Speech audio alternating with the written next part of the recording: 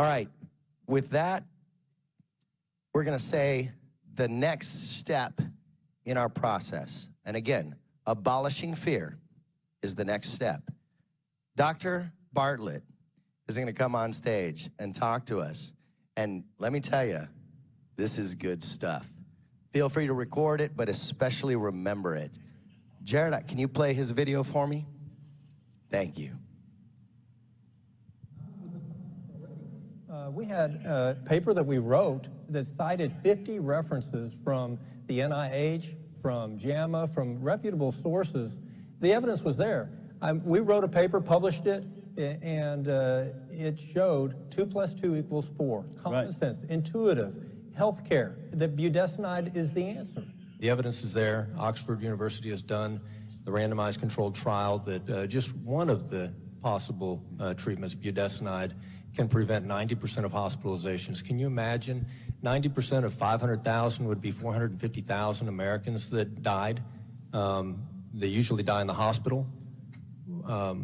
Does that mean 450,000 Americans could have possibly been saved if they were treated with early effective treatment?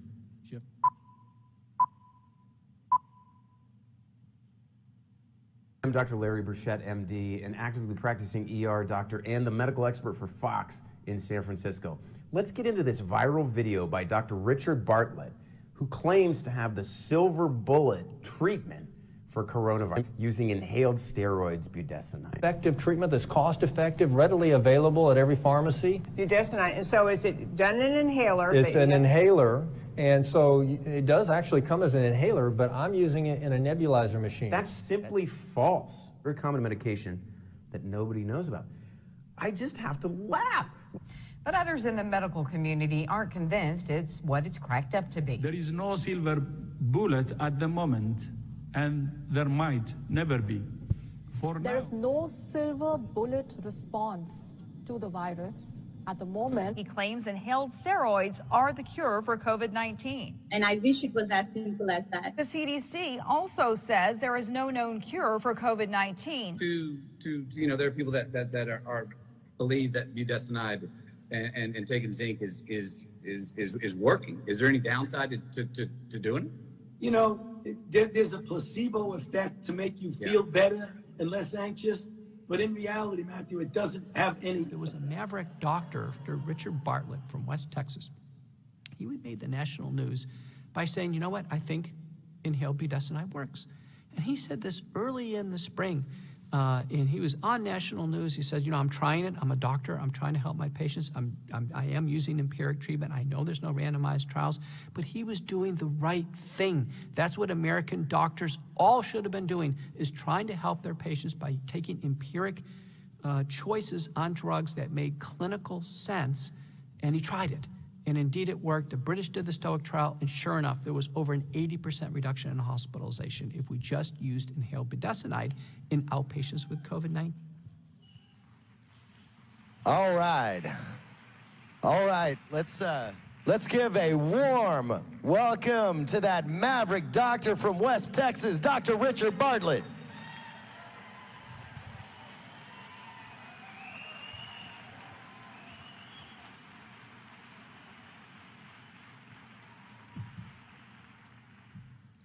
Well, the reason I'm here between emergency room shifts and working at a monoclonal antibody infusion center is people are still dying that should not die. And there are people in hospitals that need to be rescued off the ventilator and out of the ICU and back home with their families. And it's been an interesting journey going through COVID with all these things. Over a year ago, I was working in the emergency room, and in March of 2020, I was in between patients praying. That's what Christians do, they pray. And I was praying, Lord, what do I do if someone comes in here and they say, I can't breathe, and they're dying, and they're trusting me? And a strategy came to me during that 48-hour shift of using budesonide, and it readily available. It's a medicine at every pharmacy on every corner in the United States. It's around the world. It's inexpensive. It's $3 a treatment if you pay the full cash price. Nobody's going to get rich off of it. It's so safe it's used on 2-pound premature babies in the NICU for decades. And also an antibiotic, clarithromycin and aspirin. And when I started using that strategy and people were living and not dying, I was very excited. I thought, everybody's going to want to know about this. Well, you can see how that turned out. And, you know, I had hospital doctors conspire and turn in anonymous complaints to the medical board against my license. Why wouldn't they be excited about emptying the hospitals and preventing hospitalizations? But after complaint from anonymous sources to the medical board, they all got dismissed as bogus, anonymous, frivolous, invalid, wrong, and I'm still here. And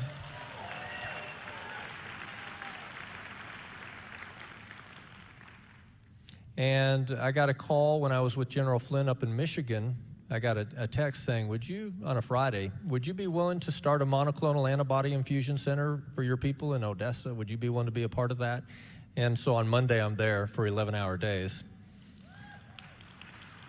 And 6 weeks ago, hospitals on diversion. They can't take anyone. The ERs are full and overflowing. Someone has a heart attack and you're at a freestanding ER, you can't transfer them to the hospitals. It was insanity. Well, the medical center hospital in Odessa, they had 107, 110 COVID patients. Now they're down to 42 a week ago. There's lots of room now in their hospital. Midland Memorial is right down the street, and half the people that come into the infusion center are from Midland, and the same thing happened there. 60% of the COVID patients out of the hospital in 1 month. That's what it should look like everywhere in the United States. And once we started that and started getting traction, this rumor of someone in the White House saying, well, we're just going to arbitrarily cut the provision of monoclonal antibodies to Texas by 50% came out. And then he started backwalking that. But we still have what we need, and we're treating our people.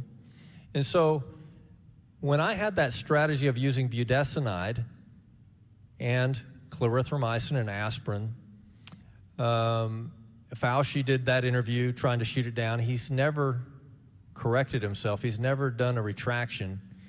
But Oxford University showed that 90% of hospitalizations and ER visits could be prevented with just one medicine by itself against COVID, budesonide, early treatment.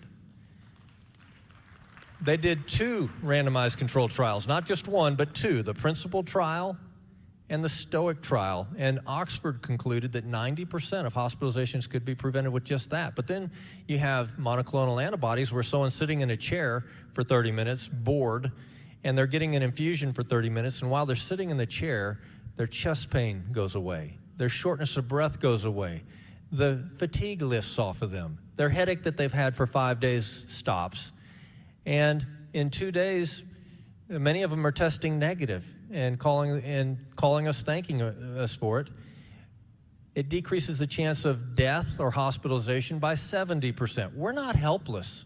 We're not hopeless. We don't need a new expensive pill that is trying to copy something else. We already have readily available, inexpensive, winning strategies. There's a way out of this. And so my message is early effective treatment is already here. It was here a year ago. And so we just need to spread the word. But what do you do if you have a loved one that's in the hospital now? Because that's a problem now in the United States, because you can't go and be their advocate in the room. Patient rights have been trampled for the last year and a half. We used to have rights, and you have to stand up for your rights like never before, to the doctors, to the hospitals. You have to not take no for an answer and stand your ground, because you're going to be told the wrong answer over and over again many times. I have a video of a patient who did the right thing, and I want to show that for just a second if you can cue that up. While they're looking for that, if you have someone that's in the hospital, here we go.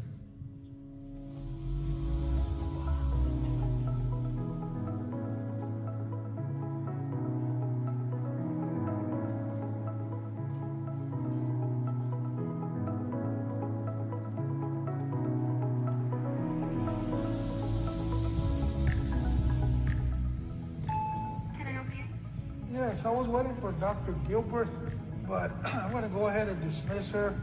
And I'm basically saying I'm firing her from a doctor, and I'm requesting another doctor, please. Here I am today, been on this treatment that Dr. Bartlett prescribed me. But prior to that, I got admitted to this hospital here in Duncan Regional Hospital on September the 20th. And every day since then, I was getting worse. X-rays were showing my X-rays to be getting my lungs getting worse. I got to where I could barely eat breakfast. 16 days of being here, of getting worse, finally reached out to my good friend, Dr. Bartlett, and I told him what I had going on. And he gave me direction, and he told me, he says, demand that treatment. And I said, yes, sir. And I did. And the doctor would not budge. Dr. Gilbert said no. And I said, why? I said, what's the downside? He says, that it won't work. I said, if that's the only downside, let's try it.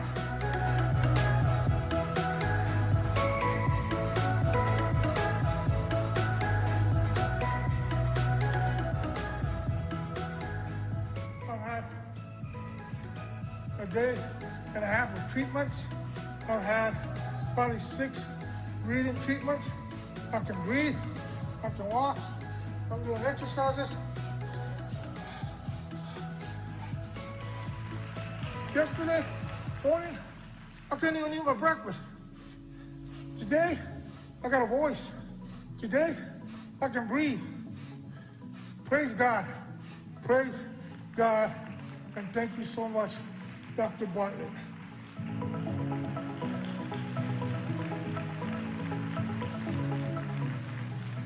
I'm fixing to go home. Praise God, and thanks to Dr. Bartlett.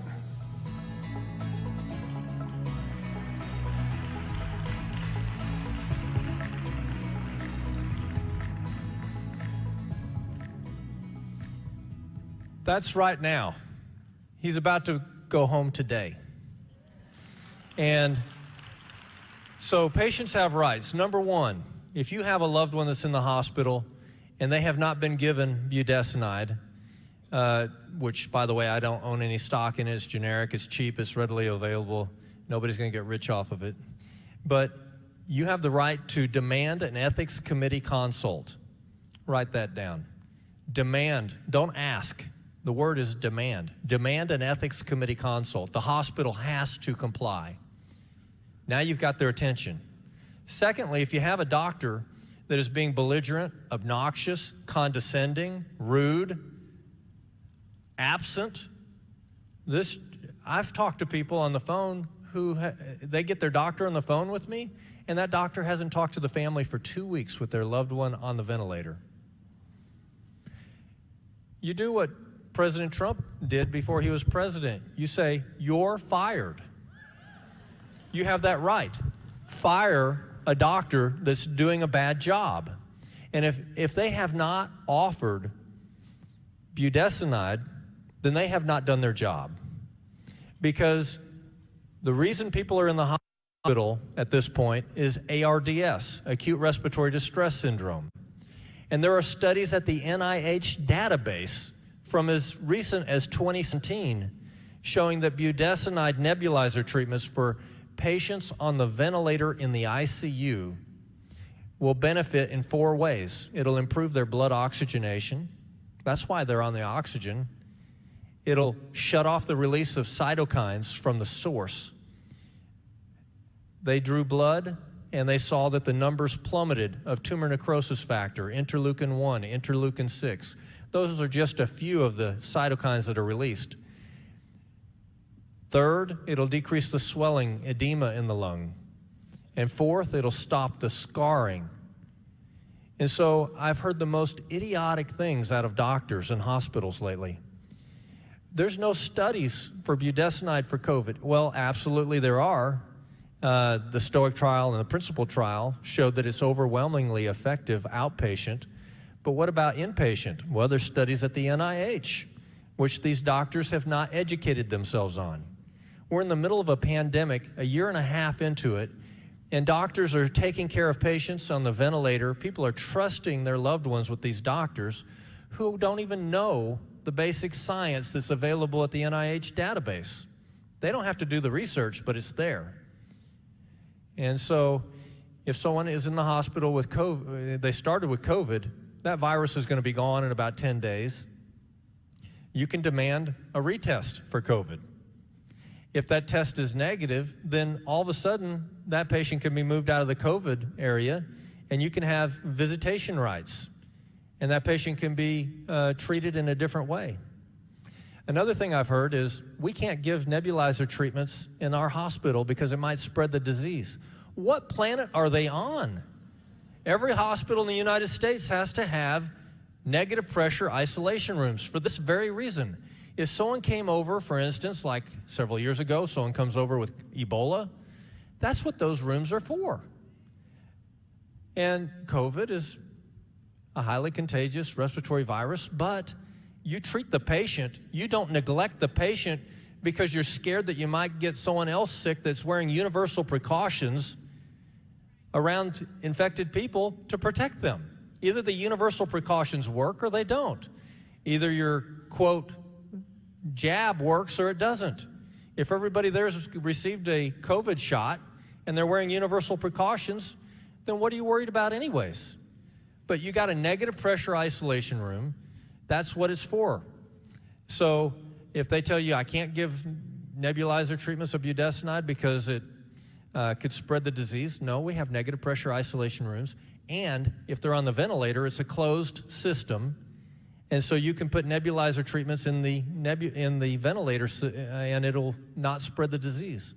So that's a bogus argument just to argue. I've had patients told, we don't have that medicine in this hospital. That we don't give that to our patients in this hospital by doctors who have prescribed that medicine to patients in that hospital. And the doctors did not know that was being recorded. They will find out. They might be finding out right now. So, what is going on? I'll tell you, that gentleman that you just saw in the video in Duncan, Oklahoma, told that the doctor said, I will not give it because it will not work. Well, why won't you give it? Because it won't work.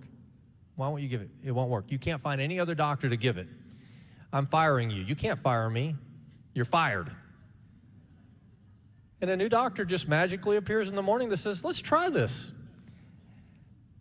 Kudos to Dr. May in Duncan, Oklahoma for saying, we'll try it.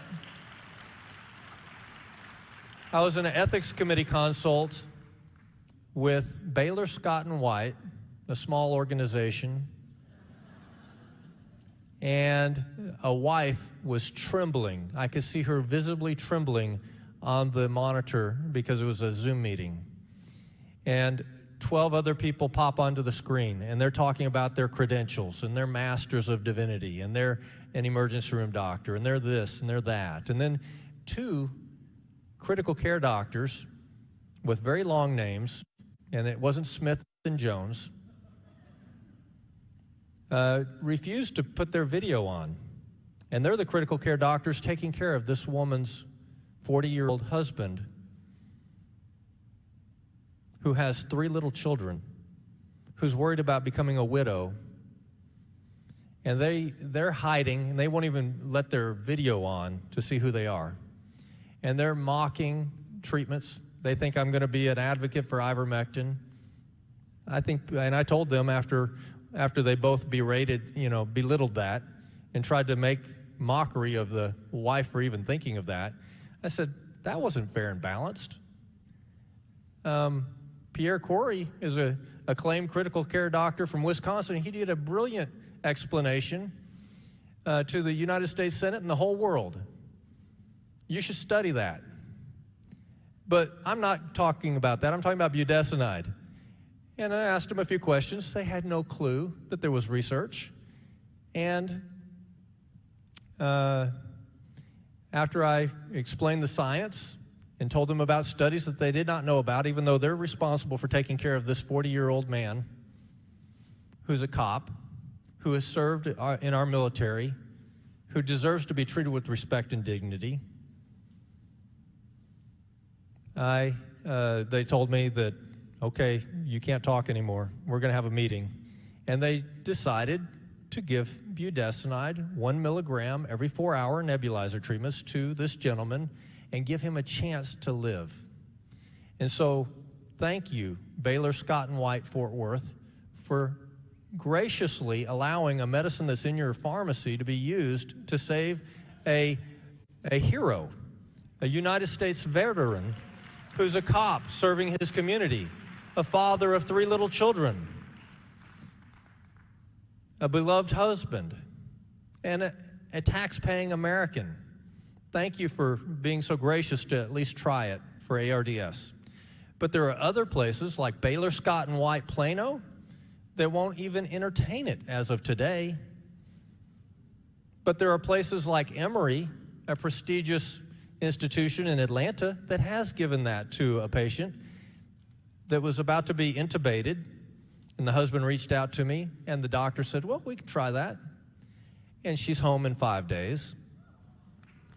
And so I respect Emory University. I thank God for Baylor Scott and White Fort Worth being willing to take a chance. Duncan Regional Hospital in Oklahoma. We got hospitals in Portland, Oregon, California, all the way to Florida, to Georgia, Texas, that are using this, and it's working. It's emptying hospitals. It works. We're not helpless. We're not hopeless. My message is, if someone tests positive for COVID, they have symptoms, get treated early. This is not the flu. It is a deadly disease. And most of what we're seeing now is the Delta variant. It's not even SARS-2 anymore. 99.9% of it is a different virus. I'm just going to throw that out there. And so why would we use the same vaccine from a year ago? Do we do that with the flu? You know, the flu is a rapidly mutating virus. I digress. But we have a winning strategy, and it just happens to be early effective outpatient treatment, monoclonal antibodies and budesonide. And you go to budesonideworks.com and you'll get the protocol. There's a providers tab, and you'll find providers in all 50 states and DC that are providing the protocol outpatient at home. So thank you for allowing me to speak to you for a moment. We're not helpless. We're not hopeless. Get the word out.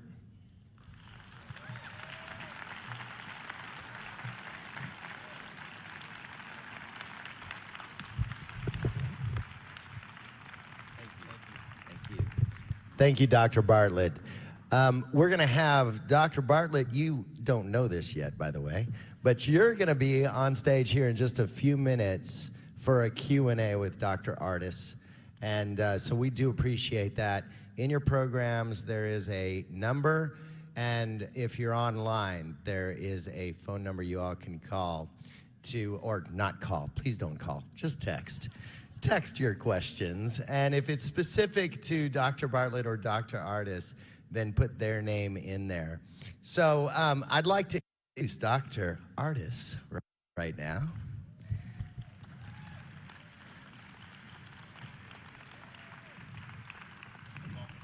I got to see him speak earlier this week. Let me tell you, this is enjoyable as well. Here's your clicker, sir.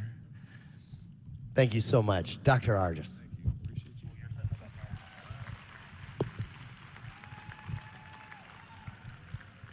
Howdy, Frisco. I drove a whole 10 minutes to get here. My office was like literally less than a mile from here. It's pretty awesome to be here. Those lights are bright. I hope you can see me. Can you see me? All right, so I'm Dr. Brian Artis. My wife Jane is down here. My team's down here. Everybody say hi.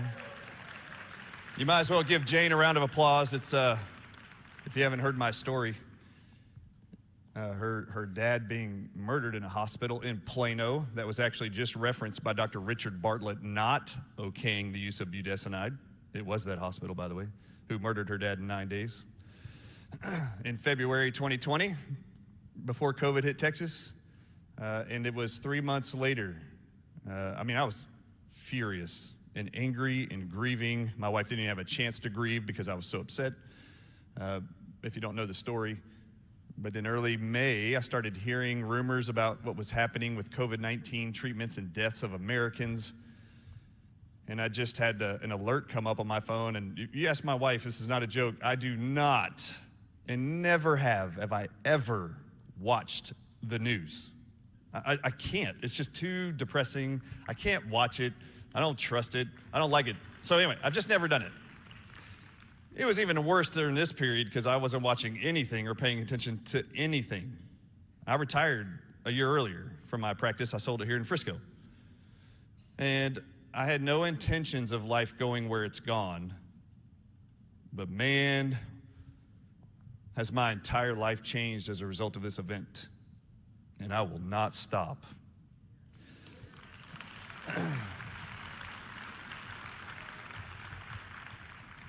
All right, so they murdered my father-in-law.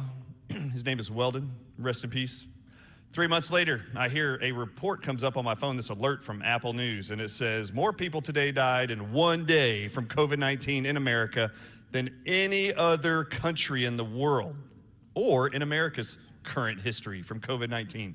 And I remember looking at it on my phone, thinking, why in this great healthcare system of America, supposedly the greatest industrialized nation of the planet, how in the world has America the most deaths in 1 day from this COVID-19?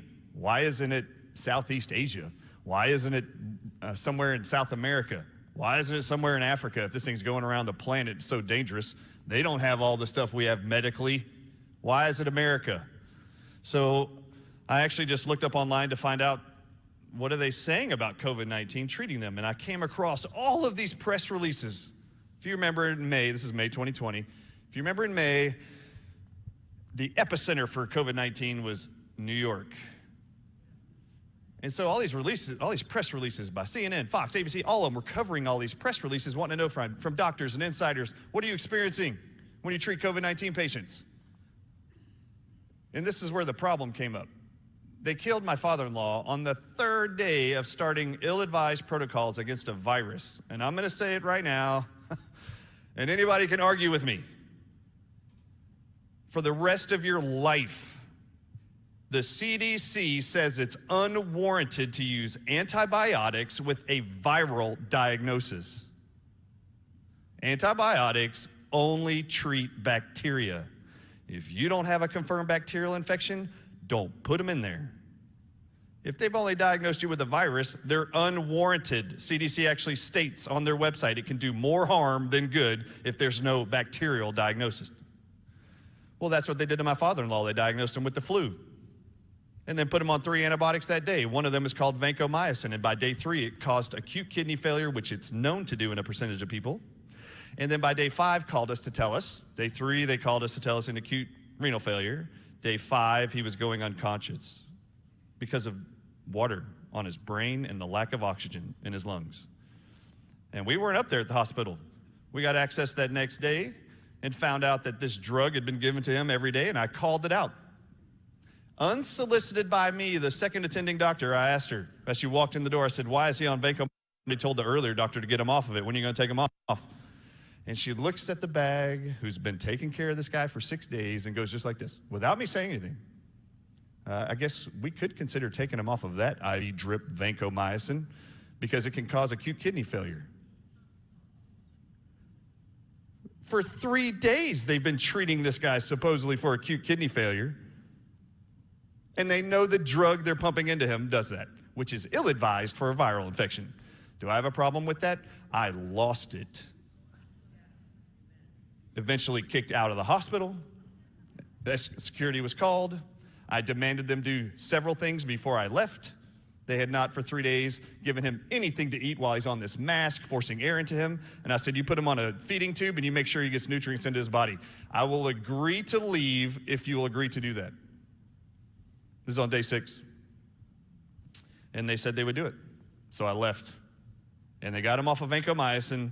The moment I left, the docs came in, and you can ask my wife, ask her, did they hold true to their commitment to me that they were going to give him a G-tube and feed him?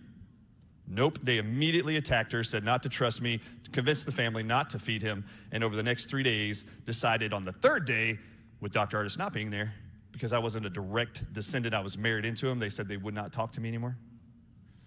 Then they said, we need to start palliative care. He's not going to make it. You know what palliative care is? Overdose him on morphine, which paralyzes your diaphragm and your heart and it stops you from beating. It's called euthanizing someone. And this was their attempt to cover up all the liability that they did. They were going to murder him versus changing and doing the things we already proved within those 5 days. Actually, it was just 2 days. We actually demanded them do certain things, and all of his breathing improved. And then they called that night and said, the hospital administrators and doctors said, we're not doing that anymore, permanently stopping those decisions we did today. Why? They didn't want it exposed that I knew life-saving changes to those protocols would occur and his life would be changed. Instead, they said, we're going to actually continue to just murder this guy. I have a problem with that. So fast forward now to May, 3 months later, and I'm listening to the news, and they're saying, we've never seen, the doctors in New York and the hospital administrators, we've never seen a respiratory virus ever do this before. When we start treating this COVID-19 virus, we start seeing acute kidney failure by day 3, 4, and 5, and the virus is now attacking the kidneys. Do you know, since February, 3 months earlier, every day what's been running through my brain, day 3, they called us to tell us it's an acute renal failure, only to find out there was a drug doing it? For 3 days, 4 days, 5 days, 6 days that they kept pumping into him and knew it. And then I hear in the media, tons of news outlets saying by day 3, 4, and 5, we're seeing acute kidney failure in all these patients. We've never seen a virus do this. Do you want to know why they said they'd never seen a respiratory virus do that? Because they don't do that. They never have. So then I wanted to know, are they treating everybody with vancomycin like they did my father-in-law? Are they killing them with the same drug? Are they pumping an ill-advised antibiotic into people with a viral diagnosis? How was my brain not going to go there? Only to find out vancomycin wasn't a listed protocol treatment for COVID-19. I didn't know that. I went to cdc.gov because I was sitting at home. I wanted to know what's the treatment protocol. CDC.com says we do not have a recommended treatment protocol for COVID-19 that we've adopted. We have adopted the NIH's mandated protocol for COVID-19 treatment for all Americans hospitalized.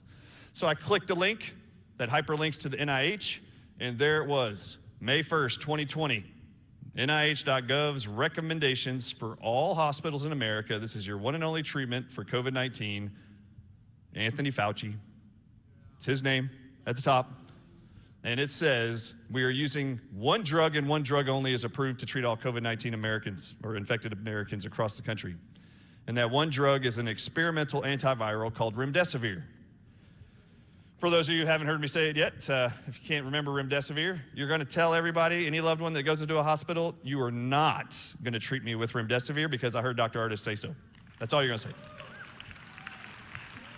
And when you get there and you're stumbling on your words because you can't remember the word remdesivir because, you know, it's made up, just remember it rhymes with your death is near. That's all you have to remember. And it's very true. So this is what I learned on this memo. Your death is near, remdesivir, just remember. It needs to be a t-shirt somewhere. I don't have one, but someone needs to make it. Or just wear it to the hospital and go like this.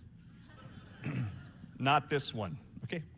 All right, so on this May 1st, 2020 memo, Fauci, he lays out only this one drug that's non-FDA approved at the time, never has been FDA approved to be safe or effective against any viruses. And then he quotes 2 studies. He says there was an Ebola trial last year where remdesivir was put in an Ebola virus trial in Africa, and it was found to be safe and effective against Ebola.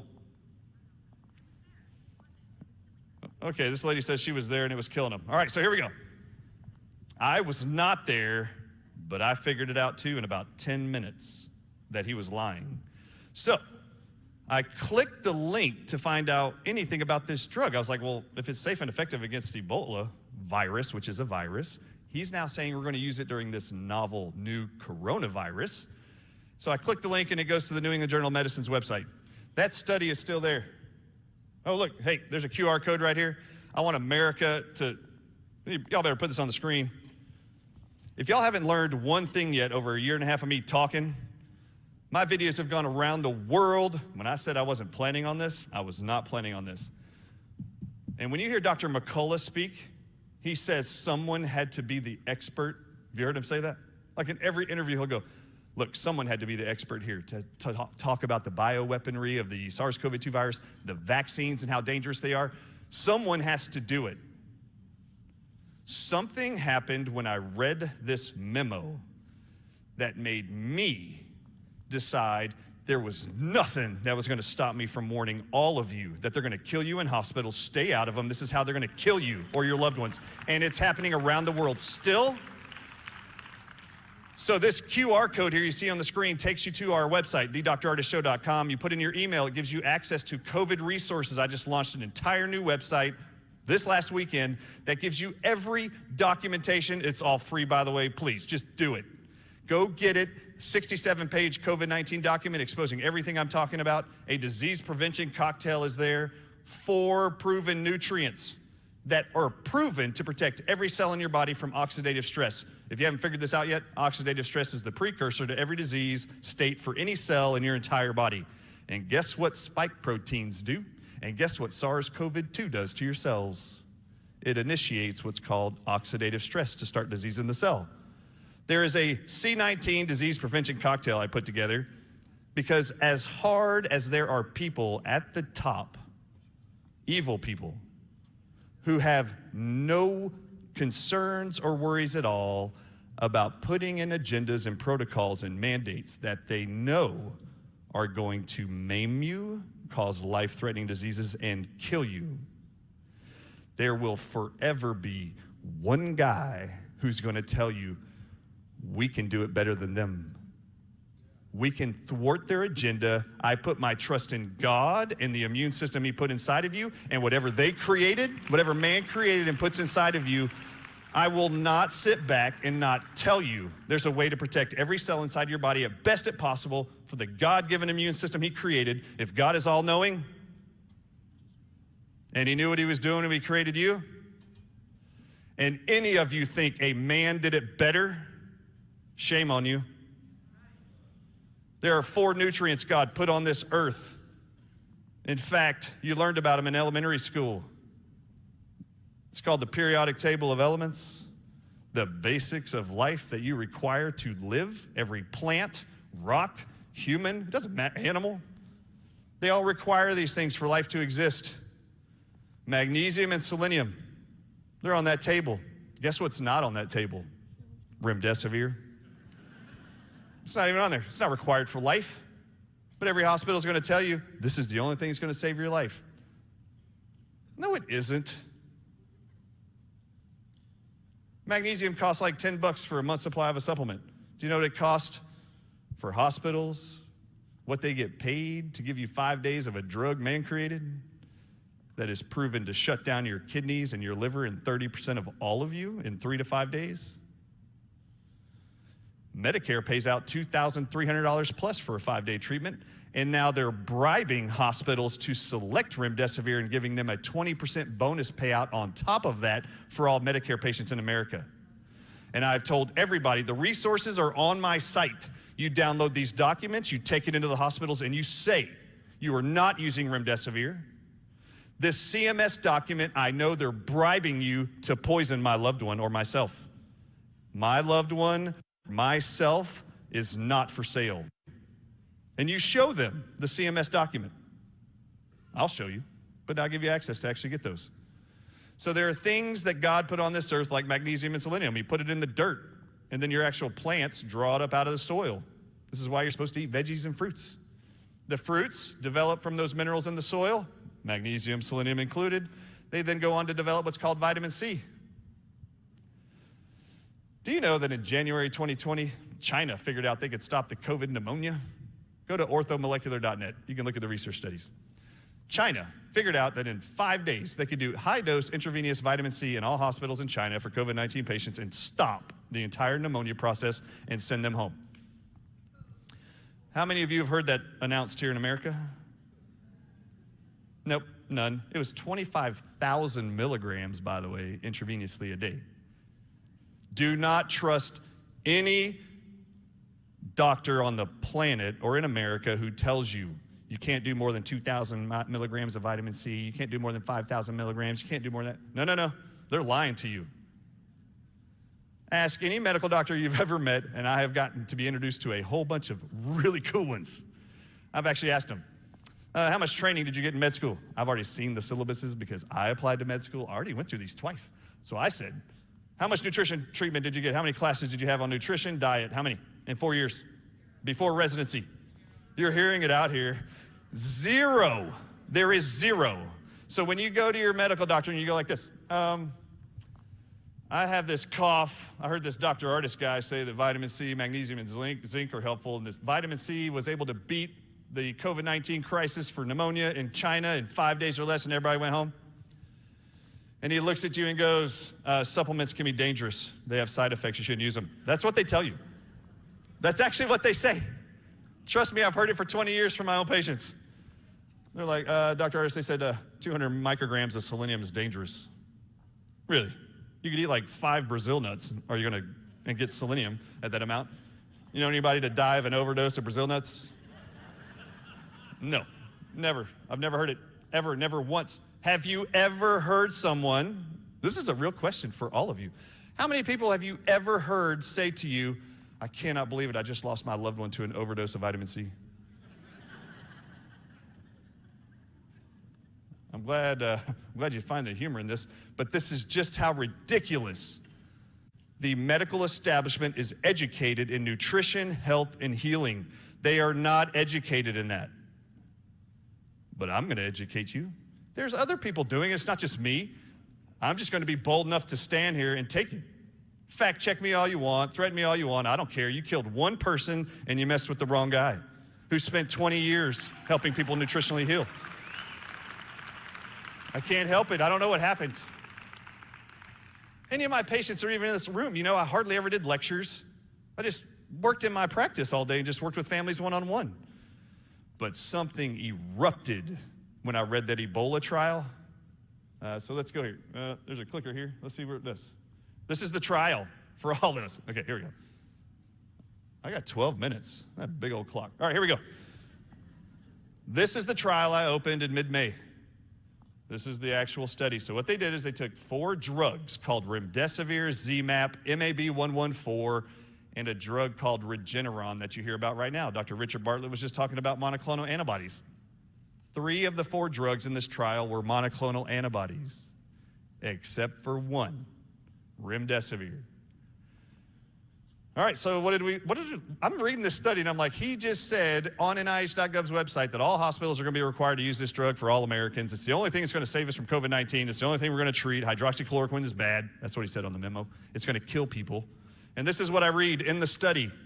On August 9th, 2019, this study started in November 2018 and was published in December 2019. This is in August, just before COVID.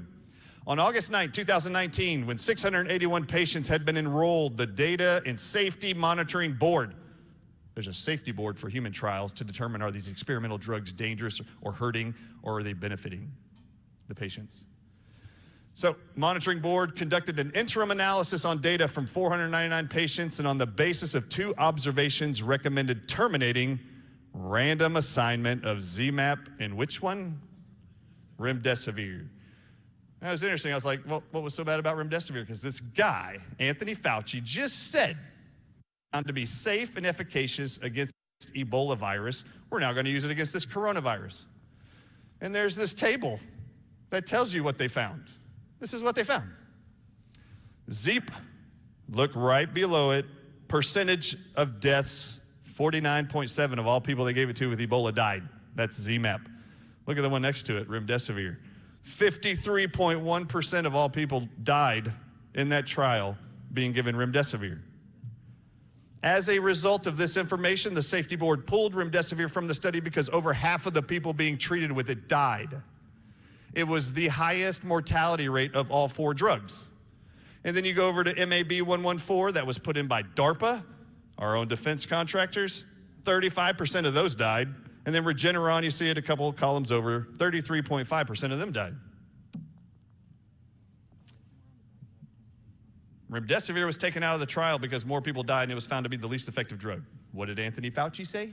It was found to be safe and effective against Ebola virus in Africa. Was it? No. So I'm sitting there in my house and I'm like, holy crap, he's lying to all Americans. He could have picked any of the other 3 drugs. In fact, this is the NIH.gov, Federal Health Agency. I told you that MAB 114, that's a single monoclonal antibody, that was put in by DARPA, our own federal government. ZMapp was put in by our United States Department of Health and Human Services. They financed and put it in there. Why didn't he pick one of the 2 federally funded drugs in this trial that had a lower mortality rate than remdesivir? Can you not observe? I love when people ask me this. What are your credentials to speak on this topic? In the media, they'll say that. What's your credentials? And I go just like this. I can observe and I can read. That's exactly what I say. And then they'll repeat the question. No, I know. But what are your credentials? And I go, what more do you need? I mean, Galileo, for crying out loud, changed the whole world's view of the world by making an observation. And then he was destroyed by the scientific community and the church, put on house arrest for the rest of his life, called a bigot, a liar, blasphemous, because he said the earth is not the center of the universe, the sun is. And then he created a model. And he was able to prove that as the earth rotates around this light source called the sun, it casts a shadow on the moon. The earth's not flat, it's round. It comes from the shadow. And they called him insane because the church wanted everyone to believe what they were teaching, which was earth is the center of the universe. I don't know why they cared. Okay, so he was warning the public. He wasn't even warning them. He was just making an observation. Was it going to be harmful to humans to know that the earth wasn't flat? Was this going to kill anybody? Was it going to hurt anybody to know that the earth was not the center of the universe? Nope. I am not going to stop telling you that Anthony Fauci picked a drug he knew was the most deadly from a trial, then he lied to you, and still today is now bribing hospitals to use this deadly drug that he knew from the beginning was going to kill a whole bunch of Americans. And I knew first he lied. The second thing I wanted to know is, what did he find in that cohort study that he quoted in March, 2 months earlier, where he said the maker of remdesivir and the patent owner called Gilead Sciences. These are the 2 studies he quoted. Remember, I'm hearing in the media, day 3, 4, and 5, we're seeing such severe acute kidney failure we've never seen before by a respiratory virus. Oh no, he knew where it was coming from. Here's the next one. This is the cohort study in March 2020, 2 months before the mandate for remdesivir came out. This is Gilead Sciences. They decided to select 53 patients who have COVID-19, and they're from Japan, America, and Canada. And this is the conclusion of Gilead's own funded study of their drug. This is only in 10 days, by the way. This is 10 days. The Ebola trial was 28 days of drugging them with remdesivir, and they had 54% mortality rate. This was 10 days. So remember, you have to stay on track here. The chronological part of this is very important. December 2019, the Ebola trial publishes their findings.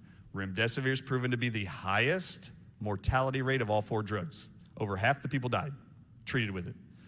3 months later, March 2020, Gilead Sciences says, we're going to give our drug that we gave to Ebola patients for 28 days and more than half the people died. We're now going to give it to COVID-19 virus patients, and we're only going to do it for 10 days. And this is what they found in 10 days. 23% had serious adverse events. The most common serious adverse events: multiple organ failure, septic shock. What's the next one? Acute kidney injury. Really? What are they saying in the media? we've never seen a virus do this before. And they're being told it's the only drug they can use to treat all hospitalized COVID-19 patients at this point. And they're like, we've never seen a virus do this before. Really? It ain't the virus. It's never been the virus. It's been this drug. All right, 8% had to come off of the drug because of worsening symptoms of liver failure, kidney failure. They couldn't even make it the 10 days and had to be taken off of it. You add up 8% and 23%, you're at 31%. I just had a vascular surgeon call me yesterday from Florida. I will not give his name. He's not ready. In the last month, young and old, everyone they've actually treated for COVID-19, he got a hold of my video. Somebody gave them to him about a month ago. And he goes, Dr. Artis, it's exactly what is happening. And you know what he said? 30% of all old and young they just treated died the same way remdesivir kills you. He called a meeting with the heads of the hospital to tell them we have to change the protocols. It's killing these people. You know what they told him? You have till X date to get your vaccine or you're fired. All right, and he's bawling on the phone. All right, so I knew those two studies were obviously not proving it to be safe and effective, obviously, right? And this is what made me so upset. I knew that he selected a drug that he knew was going to cause acute kidney failure and death, and 30% of all people he gave it to. So I started warning the public that Anthony Fauci was about to become, it was actually what I termed Anthony Fauci's genocide. I have since said, this has been 17 months later since May 2020 when he made this the mandated protocol, and it's still being used today in hospitals. I actually think he's the greatest serial killer in American history based off of just the last 17 months. We watch movies, documentaries. We are enthralled with serial killers. How can people kill people? Ted Bundy, holy cow, what did he say right before he died on death row? That it could have been upwards of 100 women? Really? We only knew about 33. And we think this guy was insane. And we want to study the mind of these serial killers. There's no one greater than this one in American history. None. And he needs to be held to account, and I will not stop until he does. And he is.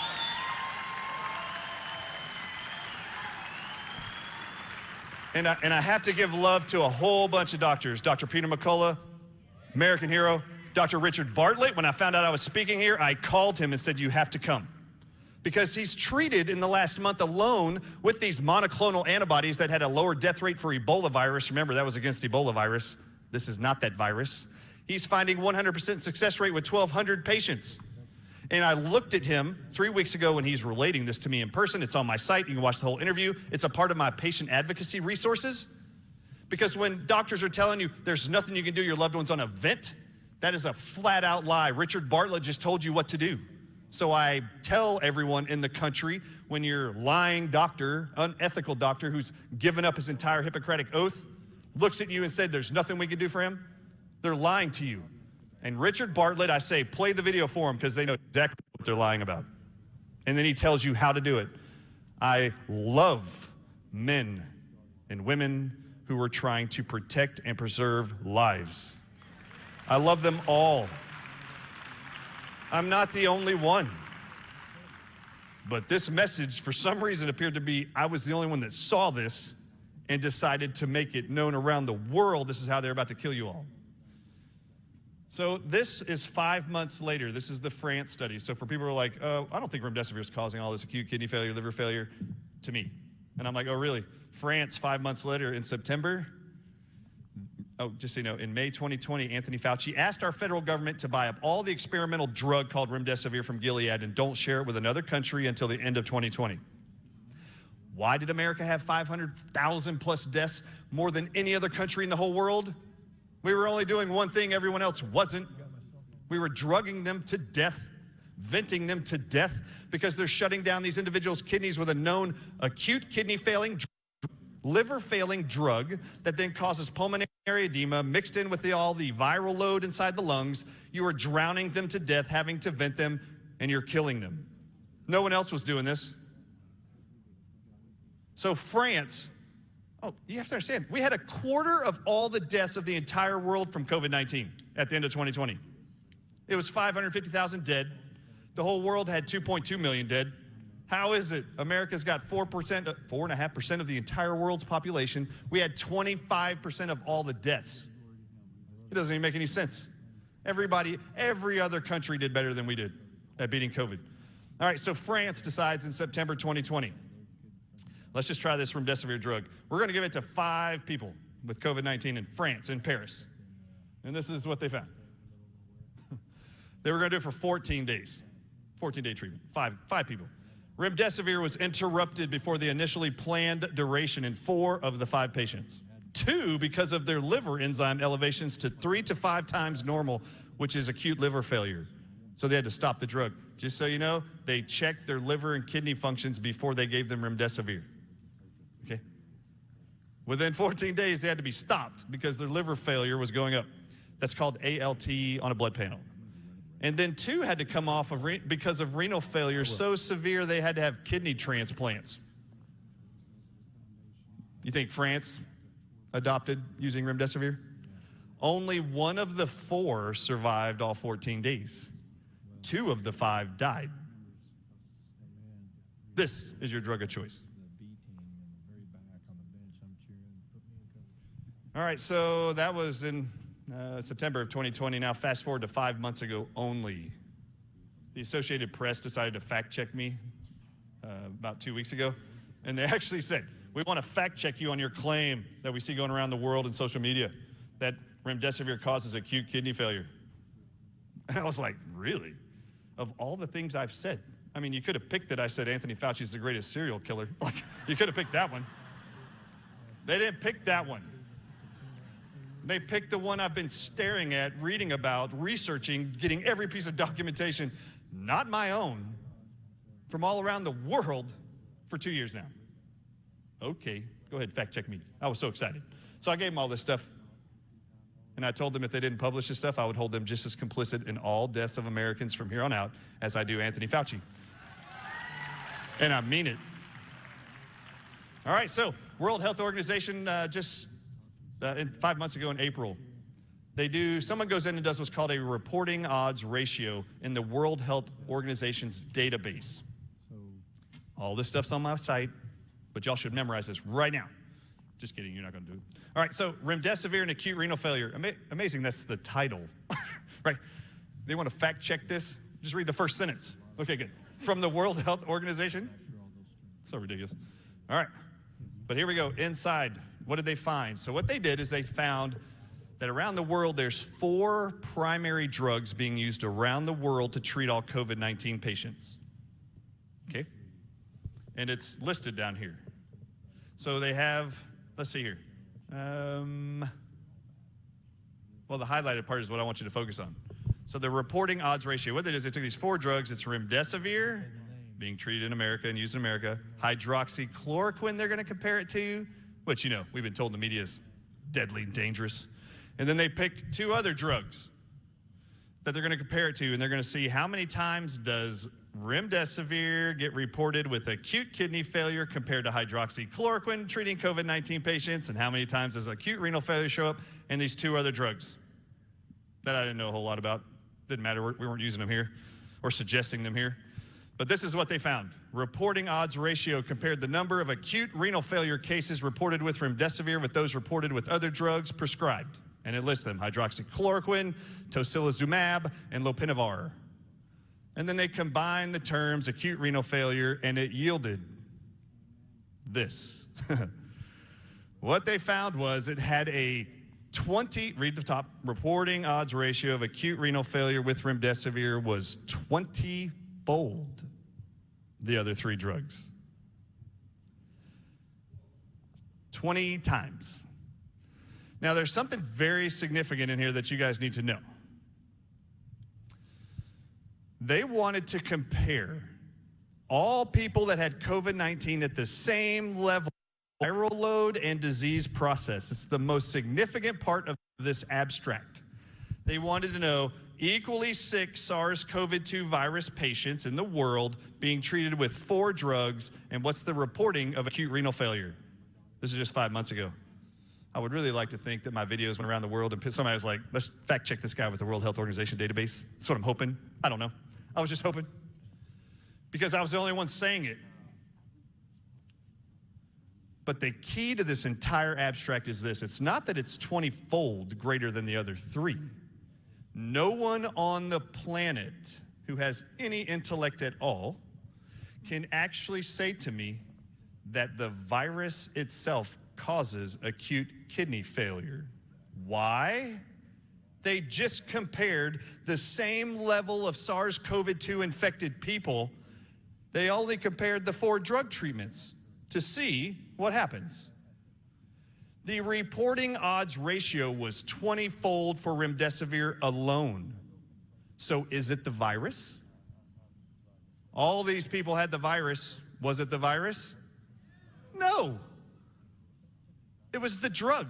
It's the only thing that's different. Everyone else had the virus, and there's a 20-fold increase of this. Now, you guys aren't going to see it in this presentation, but I found something super disturbing, and I'm about to tell you. I just told Richard Bartlett backstage, and I'm going to tell you because I couldn't believe it. I couldn't believe it. I just took you through the chronological order of how we know remdesivir is dangerous.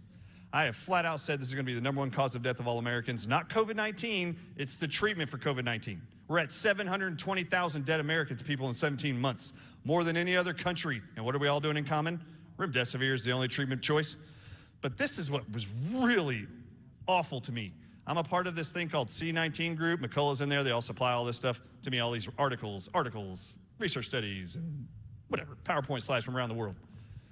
And one got posted a few days ago, about 5 days ago. It got posted in the group, and it was titled Extrapulmonary, so outside of the lungs, disease processes of SARS-CoV-2 infection.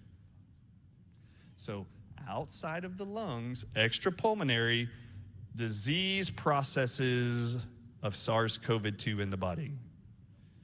And I started reading the abstract. It's all a part of our resources now on the site.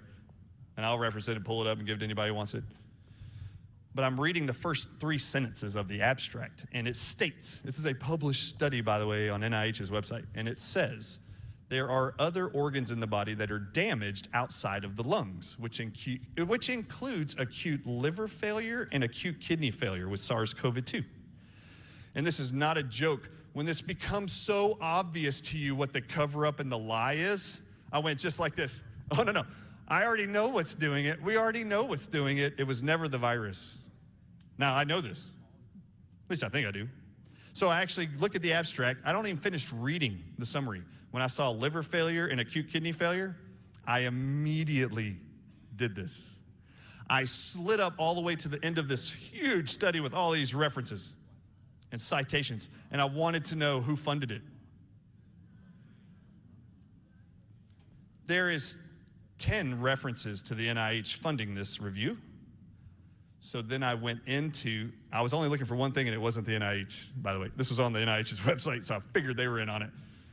But I went to conflicts of interest, and I couldn't believe what I saw. They allowed a panel of individuals from different departments of the NIH, cardiovascular department, kidney department, allergies and infectious disease department. All of them are in on this, and they're all discussing and outlining all symptoms and destruction of SARS-CoV-2 virus in your body, and they are going to publish it for the world to know this is what SARS-CoV-2 does. I wasn't even shocked. I was just pissed that a member of Gilead Sciences, who makes remdesivir, was on this panel to actually define what organs are damaged by SARS-CoV-2 infection. And then I slid all the way back up. When this came into my email, I thought it was a brand new thing, so I thought it just happened. And I was like, there's no way that this is new. So I slid all the way up to the top. It's dated July 10th, 2020. In May 2020, the NIH and Anthony Fauci said, we are using one drug and one drug only, remdesivir, made by Gilead Sciences, proven to be safe and effective. It was not. And then he turns around and tells our federal government to buy all of it and only use it on all Americans in hospitals with COVID-19. Do not give it to any other country. July 10th, 2 months later, the NIH and Gilead, a member of that pharmaceutical drug company that's making the solution, the one and only, drug going into all Americans being treated is now being allowed to contribute to define for the world what all organs are damaged by SARS-CoV-2. Does anyone see how disgusting and evil this gets? They allowed a drug maker who's been selected to be the only drug maker to take their side effects and list it as the infection side effects. I would consider that a conflict of interest, and I wouldn't trust any of them. July 10th, 2020, look it up. Extrapulmonary disease processes of SARS-CoV-2. You should be as disgusted as I am. I'm still disgusted. Oh, and just so you know, I just have to show you this. I'm out of time. Great, it's at 0. No, it's great. People want me to keep going? Y'all can keep adding time. I don't know how this works, but I'm at -5 seconds now. Oh, wait. Okay, now it's positive. Oh, hey, 10 minutes. Oh. Everyone needs to see this chart, and everybody at home needs to actually take a picture of this. It is on my site now, but you've got to take a picture of this. Every hospital in America, right now, when you go in there and you go like this, I don't want remdesivir, even though I can't breathe. I think I got COVID. I don't want remdesivir. I've seen, this is what they say, thousands of you. I don't want remdesivir. I've already seen Dr. Artis' videos. I want ivermectin or something safer. Every hospital is saying this right now. Ivermectin is not an approved drug treatment for COVID-19. That's what they say. I guess I'm the only one at home looking for this stuff because I found it and no one else knew it existed. This is like 3 weeks ago. Couldn't believe it. This is last updated July 8th, 2021. Guess what the source is, what website this lives on? NIH.gov. Any search engine on the planet, it doesn't matter if it's Google, they haven't even decided to censor this one yet, it was working last night. Type in NIH table 2E in the name of this table. The NIH, since May 2020, is the only organization telling every hospital in America what you're gonna do with COVID-19 treatment. And it's always been the first drug on this list, remdesivir.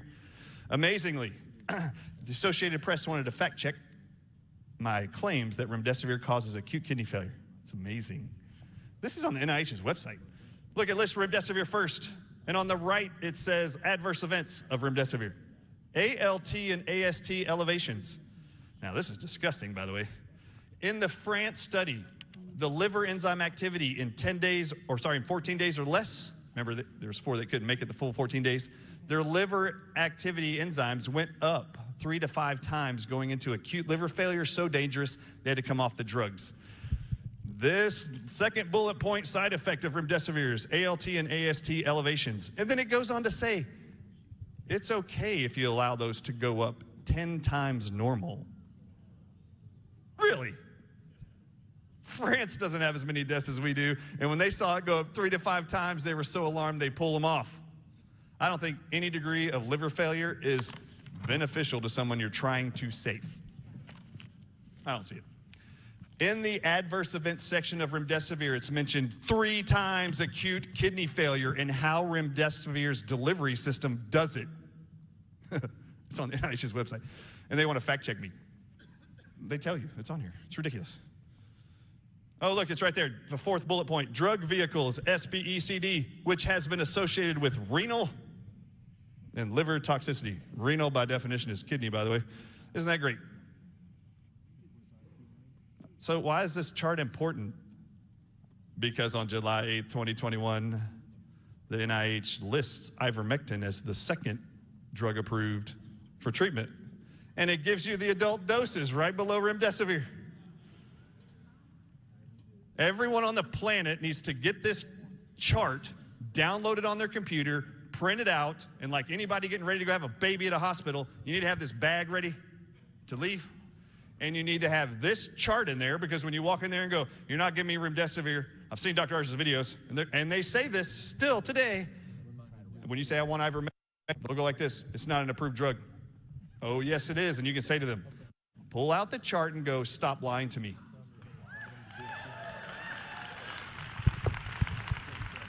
All right. Now, the NIH published this 3 months ago. In the last 3 months, how many times have you heard that ivermectin is for horses? I just want you to know that NIH is not a veterinarian organization. It is for humans. It's actually designed to produce health information for humans. It does not say at the top of the table, characteristics of antiviral agents approved or under evaluation for COVID-19 in horses. And adults right here with the dosaging, it doesn't say adult horses or mares. It doesn't say any of that. This is humans. So don't let them lie to you. Make sure you're armed with this document, because I promise you, just like the doctors in early May and June and April of 2020 who were saying, we've never seen a virus do this before, it's attacking the kidneys and shutting them down, they had no idea that it was the drug they were being mandated and threatened with their license that they would lose if they didn't use it. They didn't know. They don't know this stuff either. I was on a Zoom call the other day with 100 medical doctors who never knew this existed. And they were like, finally, I have something to arm myself with. And you know what my response was? You're welcome from the chiropractor. What was it?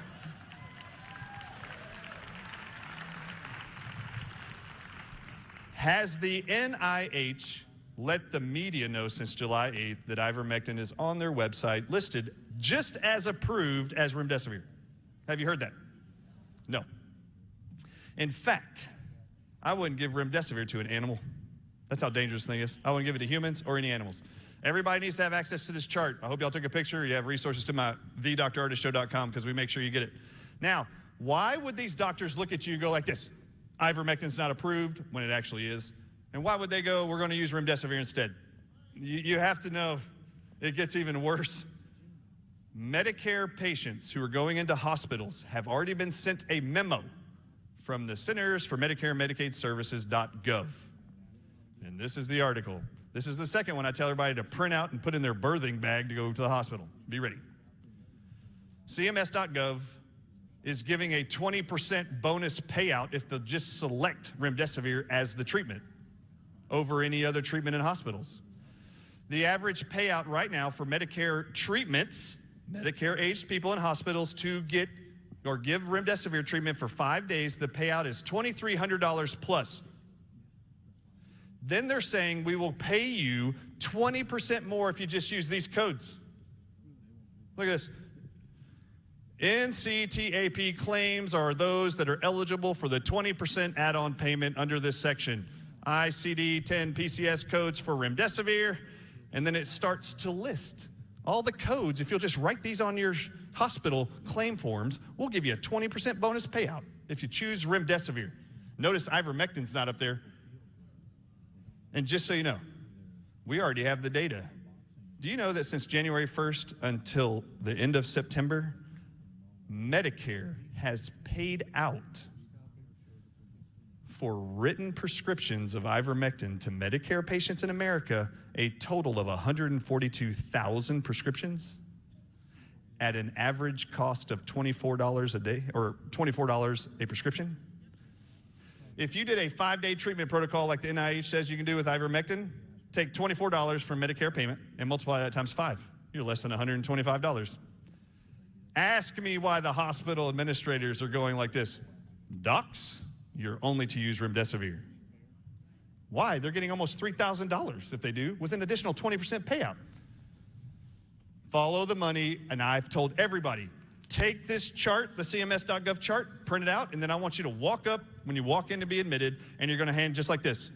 Here is the NIH.gov chart that shows ivermectin is an approved treatment for COVID-19. Print out this CMS.gov document saying they're paying you out 20% more. You hand it to them and you say, I can't breathe, but my life is not for sale. Nor is your loved ones' lives either.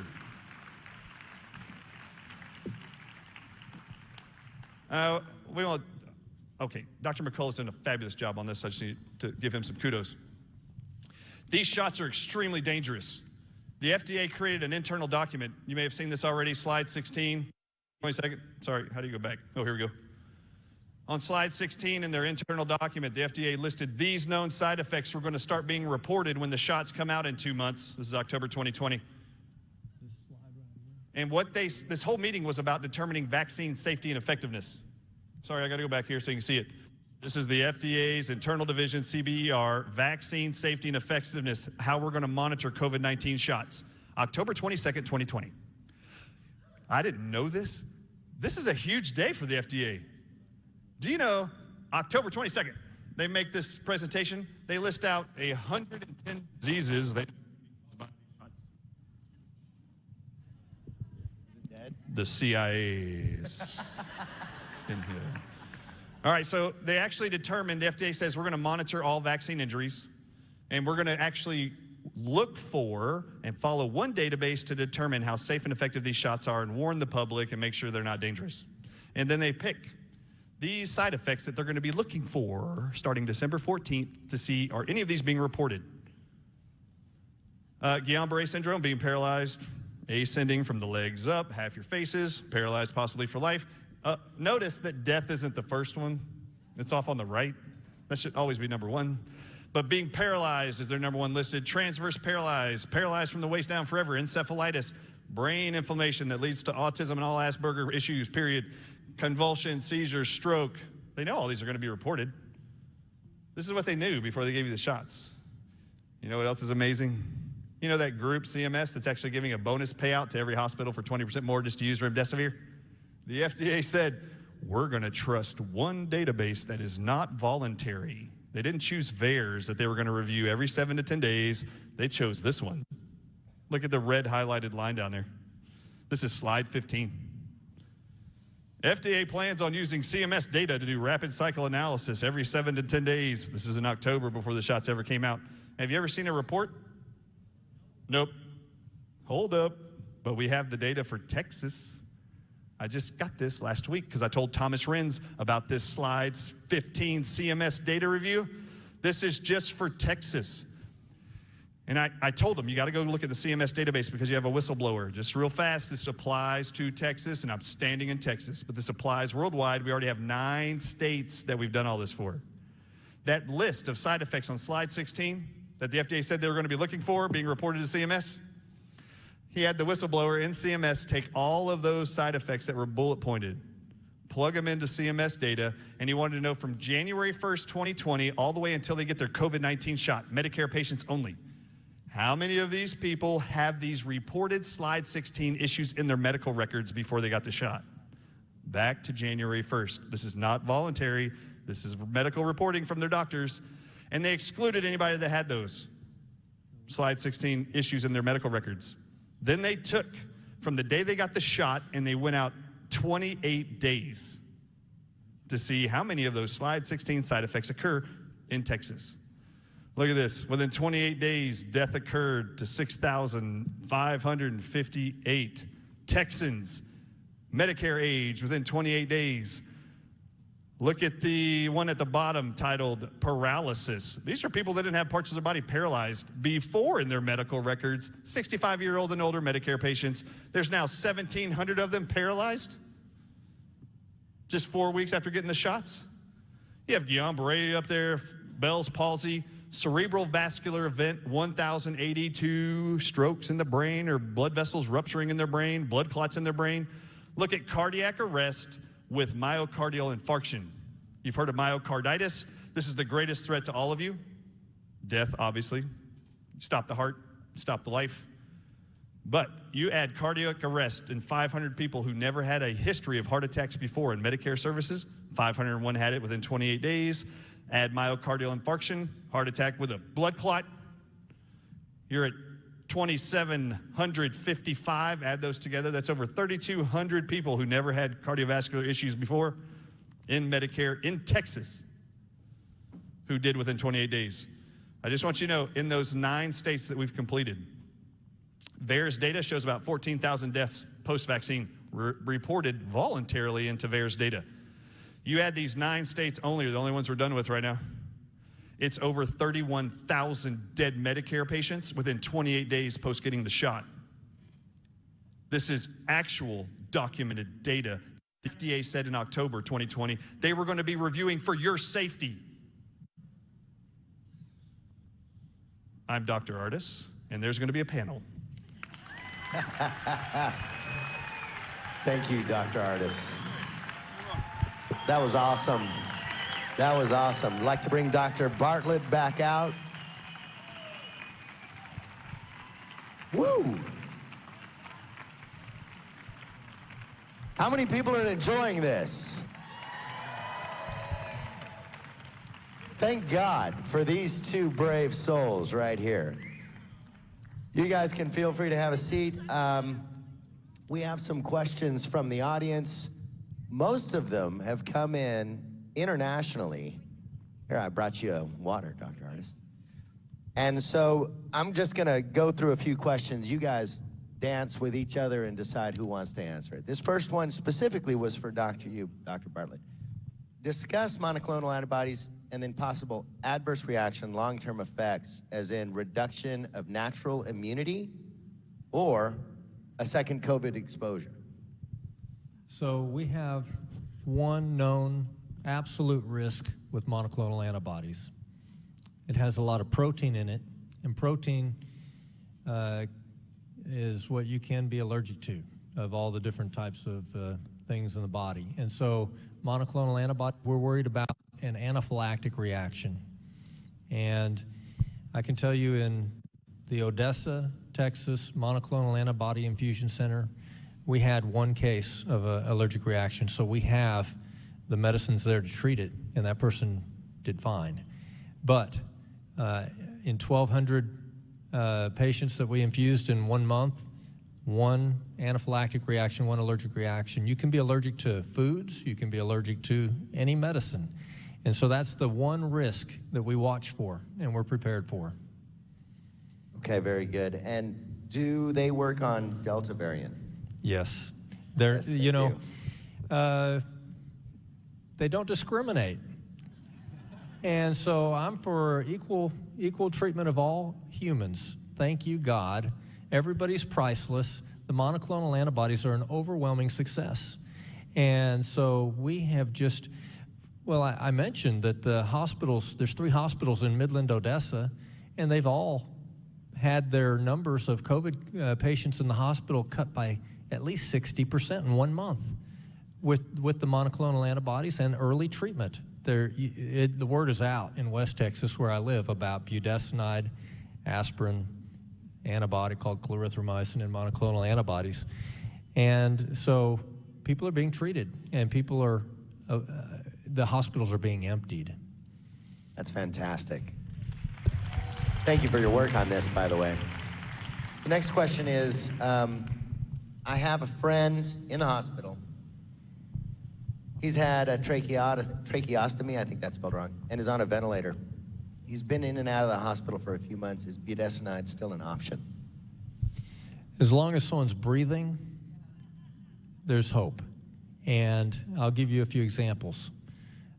There's a retired state senator from Georgia who's become a friend, Senator Krotz, and his elderly wife had a tracheostomy in the ICU on a ventilator for over a month, and the doctors had told him repeatedly, you know, there's no way she's going to get off the ventilator.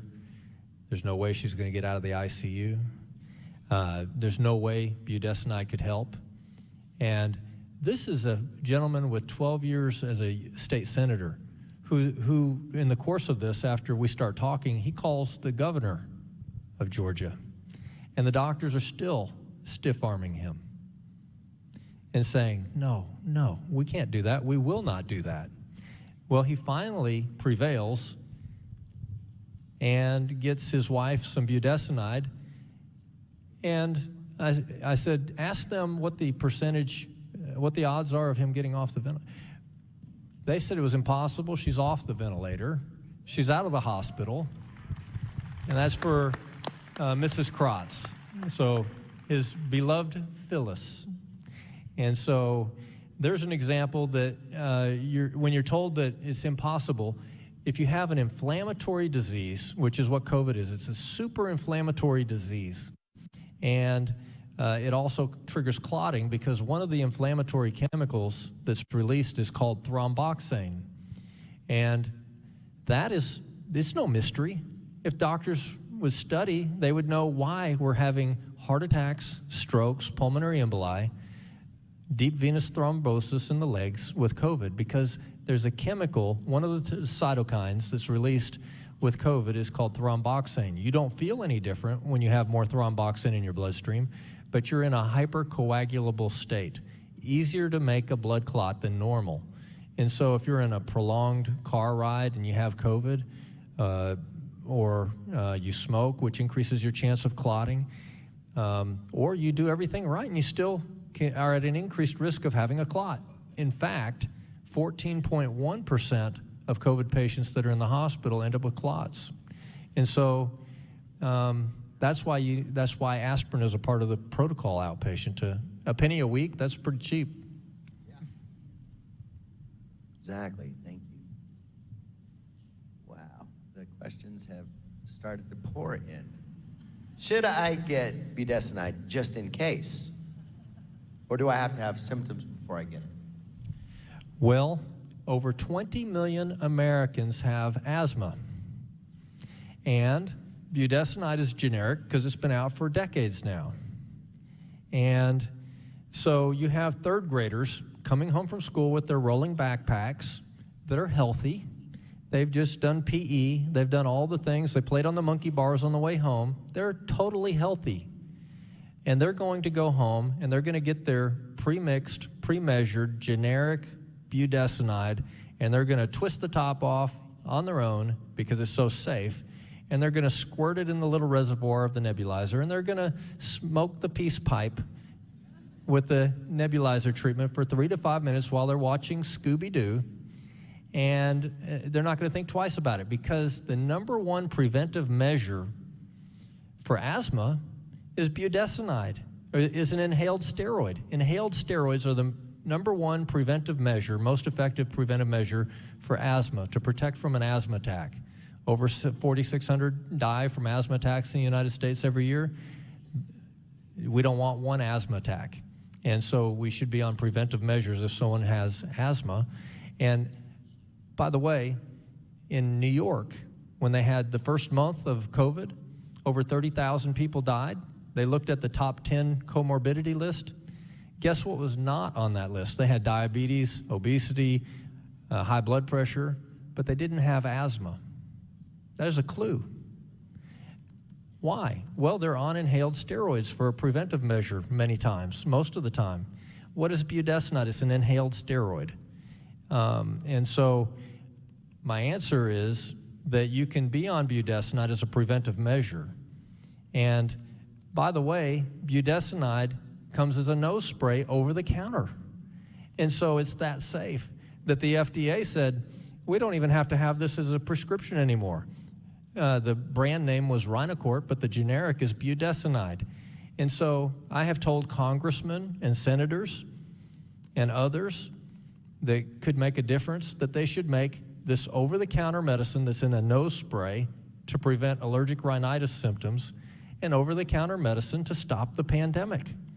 I haven't seen anybody do it yet, but can budesonide be used proactively? It is as a steroid nose spray for preventing allergic rhinitis. It is being used preventively for people with asthma. It is being used preventively for people with emphysema, COPD, chronic obstructive pulmonary disease. Could it be used during a pandemic preventively? Could we or should we be giving this to people who are at increased risk in nursing homes? I think that, most people in West Texas and in Texas have common sense. We could say, hey, that's probably worth $3. I'd say grandma and grandpa is probably worth $3. Hey, if it was used in mass, boy, that would really be like a wet blanket on a fire. And so I think the same principle makes sense. So in the grand scheme of things, anybody with COPD or any other higher risk should try to get a prescription for budesonide, have it ready, or should we just go to Walgreens and get it, the nose spray? It's a prescription, and I don't tell people to use nose spray in a nebulizer machine, but the nose spray is over the counter. So you have to talk to a doctor or a nurse practitioner or a physician assistant. There is a website called budesonideworks.com, a third-party website. It's not mine. I don't own it or operate it. But there is a lot of valuable information there, and there is a providers tab. And so you need to talk to your doctor first. Your doctor has to, if you have a relationship with your doctor, that's the place to go. I don't want to interrupt the doctor-patient relationship. Nobody should, including the state. Now in China, there is no doctor-patient relationship. The state says it, you do it. And it's a broad brush. Whatever they decide, everybody will be treated the same. That's socialized medicine. But in the United States of America, not the United Socialist States of America, in the United States of America, we have patient rights and we have doctor-patient relationships. So start there. But if you don't get a satisfactory answer, you could do like that one gentleman that was in the hospital. You can say, you're fired, and get a new doctor. Or you could go to another, get a second opinion. If there's ever a place of opinionated people, it's doctors. And so if you don't like what you hear, go talk to another doctor. You'll probably get another opinion. And there's also budesonideworks.com, which is telemedicine doctors. Thank you so much. All right, this one is for either one of you. How is the virus transmitted? If by mouth, is it reasonable to assume masks can be effective as prevention? I have not been vaxxed. But is the vaccine the reason that the cases are going down? Who wants to take that? Oh, we had masks for 1.5 years, and the hospitals were on diversion. We had masks for 1.5 years. We had social distancing. So we shut down schools. We closed schools. We shut down businesses. We bankrupted small businesses. How did that work? I think a month ago, I was hearing that all the hospitals were on diversion. But then there are things that do work, and the evidence is there. In just 1 month, hospitals being emptied with monoclonal antibodies and the effective early outpatient treatment that's now being promoted with budesonide, and you mentioned another one that some people say is a horse medicine. Of course, penicillin is given to horses too, and I think I give that to humans. So this is so ridiculous, the arguments that come out. You know, and also, I touched on this for a second, but I just can't let it go. You know, if they told you that they're going to mandate, that they're going to require you to roll up your sleeve and get last year's flu shot, you would say, you're crazy. But the exact same recipe for another highly contagious, rapidly mutating virus is being pushed from 1.5 years ago. And let's just think about that for a second. March of 2020, Iceland studied the genome of every coronavirus case that they had in Iceland, and they had 243 mutations in March of 2020. By now, we probably have tens of thousands of mutations to this. And you're going to tell me you got it right? That's not what the evidence shows in Israel, where, in my opinion, when I look at the numbers, it looks like 4 out of 5 people in the hospital in Israel, where 85% vaccination rate is, have been vaccinated. Or at the monoclonal antibody infusion center where I am, where half the people that come in there roughly have been vaccinated, and they're angry that they're there. So I think we have different tools. We were told by a fellow named Anthony Fauci in January 2020 that we should shelter in place. We should basically kind of, hide until he comes up with a vaccine. And I was thinking about that. I was thinking, this is a guy that's been in charge of coming up with a vaccine for HIV for 40 years, and he's failed over and over again. Who picked him to pick a winning strategy for the world? Who picked him to come up with a vaccine when he's failed over and over again? As a matter of fact, I think it was around January 2020 where it came out that they thought they had a promising vaccine for HIV in South Africa, and the word came out that it had failed. And so I'm just saying there's more than one way to do things, and we've put all our stock in masks, which are made for, surgical masks are made for surgery. And I've done a lot of surgeries, and we do a lot of procedures in the ER, and we wear a mask. because it will protect a patient with an open wound from getting a bacterial infection. Bacteria are larger than viruses. And so a surgical mask is made to protect patients with open wounds from bacteria. And I've seen some pretty funny memes of different kinds of masks used for chemical warfare, for painting a house, for all these things, but you're going to wear this little flimsy thing that's to catch bacteria, and you're going to say that's going to protect the world from a virus? I think the evidence is out there, and common sense prevails. And so how did it work? How did that work for us? Can I use some common sense for a second? Please. Okay. I would like to ask Richard Bartlett a question. He's the medical doctor, not me. So his training's really different than mine. So here we go. Dr. Bartlett, the American medical complex, the American pharmaceutical complex has been around for over 100 years now. Have they found a cure for the common cold virus yet? So up until January 1, 2020, when someone would come in the emergency room where I'm working and they had a viral illness, we stabilize the patients. We give supportive care for viral illnesses. That's been the strategy that has worked. You do supportive care. And for the common cold, it makes perfect sense to use over-the-counter medicines and do supportive care. So let's ask Dr. Bartlett, have they wiped the cold viruses from the planet? They will never wipe the cold viruses from the planet. Okay, hold, stay there. All right, now, what type of a virus is cold viruses? Coronavirus. Ooh.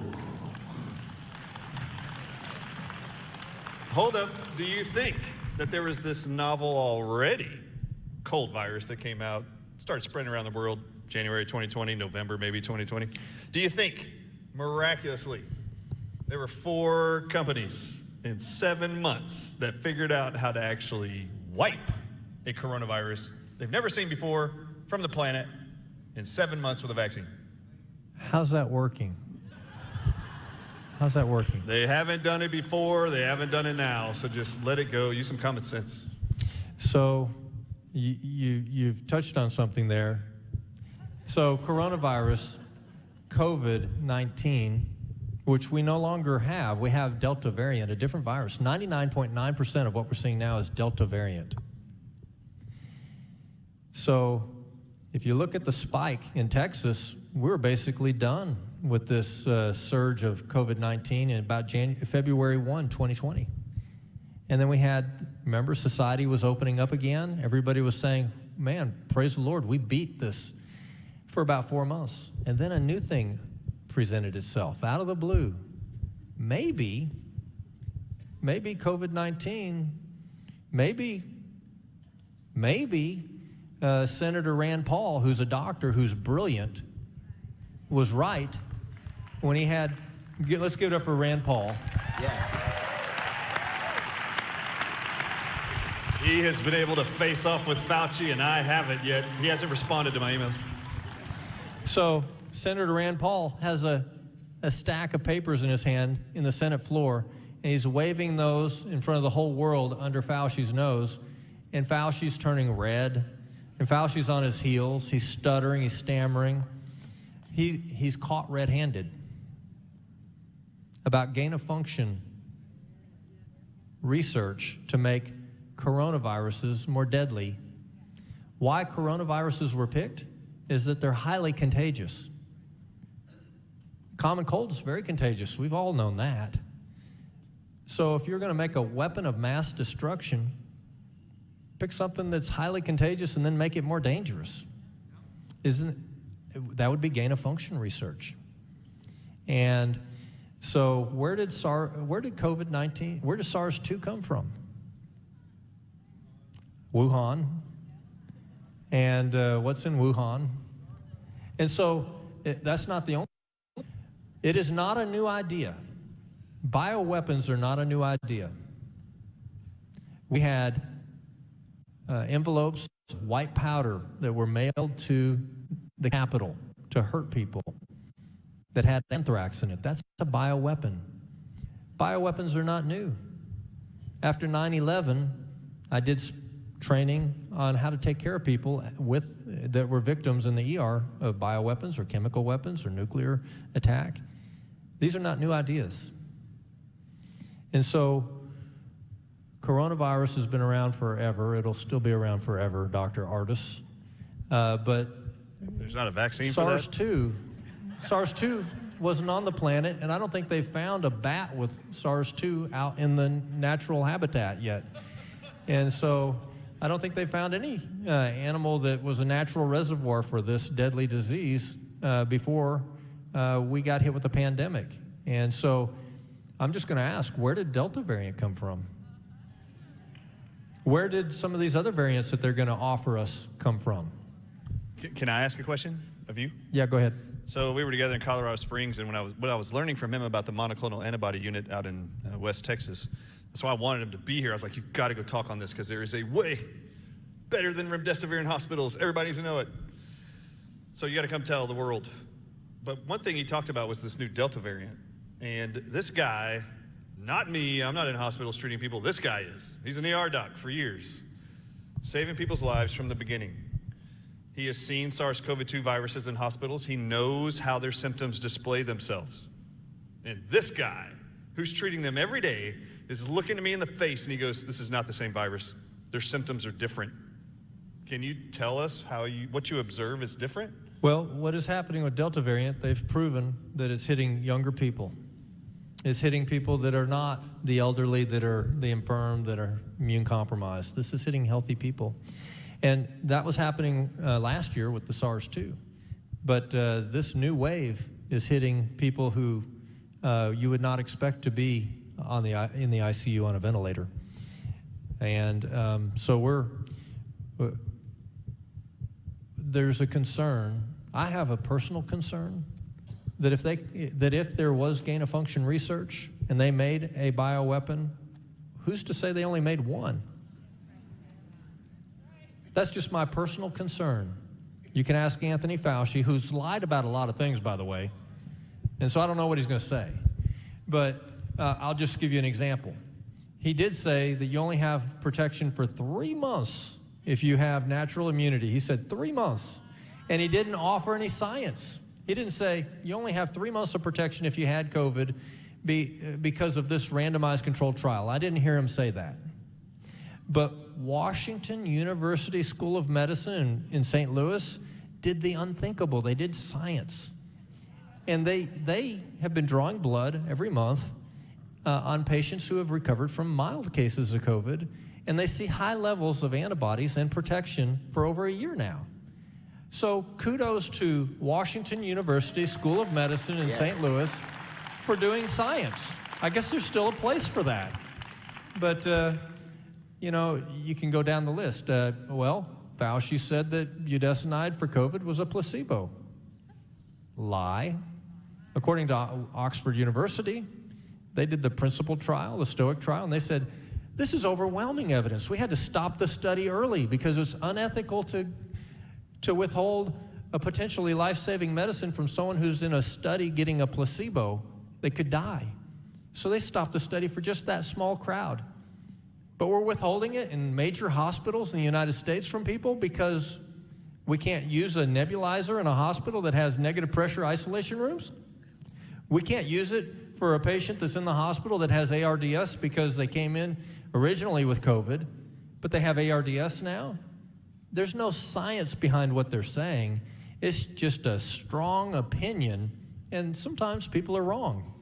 And so you saw a video of a gentleman who is alive today, coming home tomorrow probably, because he received a treatment that the doctor said, absolutely not. We will not do it because it will not work. Budesonide will not work against ARDS.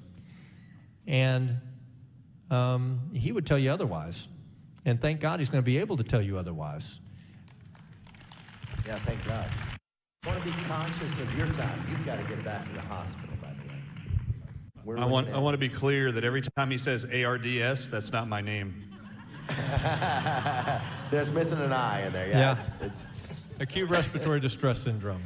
So, last question for you. It's 11:24. You've got to get a move on. I'd like you to stay out with me for a bit longer for questions. Can you talk about transference from others that got the vax to the unvaxxed? I'm convinced this happened to me from a vaxxed masseuse. Still having severe pain and stiffness in my hands. Numbness is gone. I've been on high doses of vitamin therapy for a couple of months. I'm going to tell you, I believe that we have had economic warfare. We don't have to think too hard about this. President Trump had locked horns with China, and we had sanctions and tariffs, and we were doing well. He was putting America first.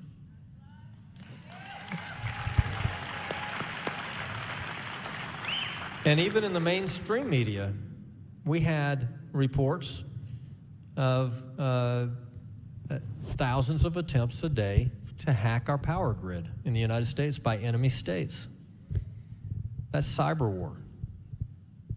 We've seen all kinds of evidence of little clues of things like that happening. What was your question? The question is about shedding. He didn't, or she didn't call it shedding, but when you're talking about war, one of the strategies is to divide and conquer. And I believe there's a concerted effort to turn Americans against Americans right now. To turn the unvaccinated against the vaccinated and the vaccinated against the unvaccinated, when we all know we have family members that are vaccinated and unvaccinated. We need to stay united. The United States. We need to stay the United States. And so my message as far as that answer goes is that we need to be careful where to put the blame. I think we can blame people who are withholding life-saving medicine from our loved ones, and we need to stand up for our loved ones. We need to hold governments accountable for this disaster that's been unleashed. And then we had a second wave unleashed, maybe. And so there are people who have a lot of blame. Fauci was held accountable for just a moment on the Senate floor by Rand Paul, and I hope that justice is served. Yes, yes. And I saw that video is going viral now, so that's fantastic. Well, I want to be cognizant of your time, but everybody, Dr. Richard Bartlett, let's give one more round of applause. Thank you so much.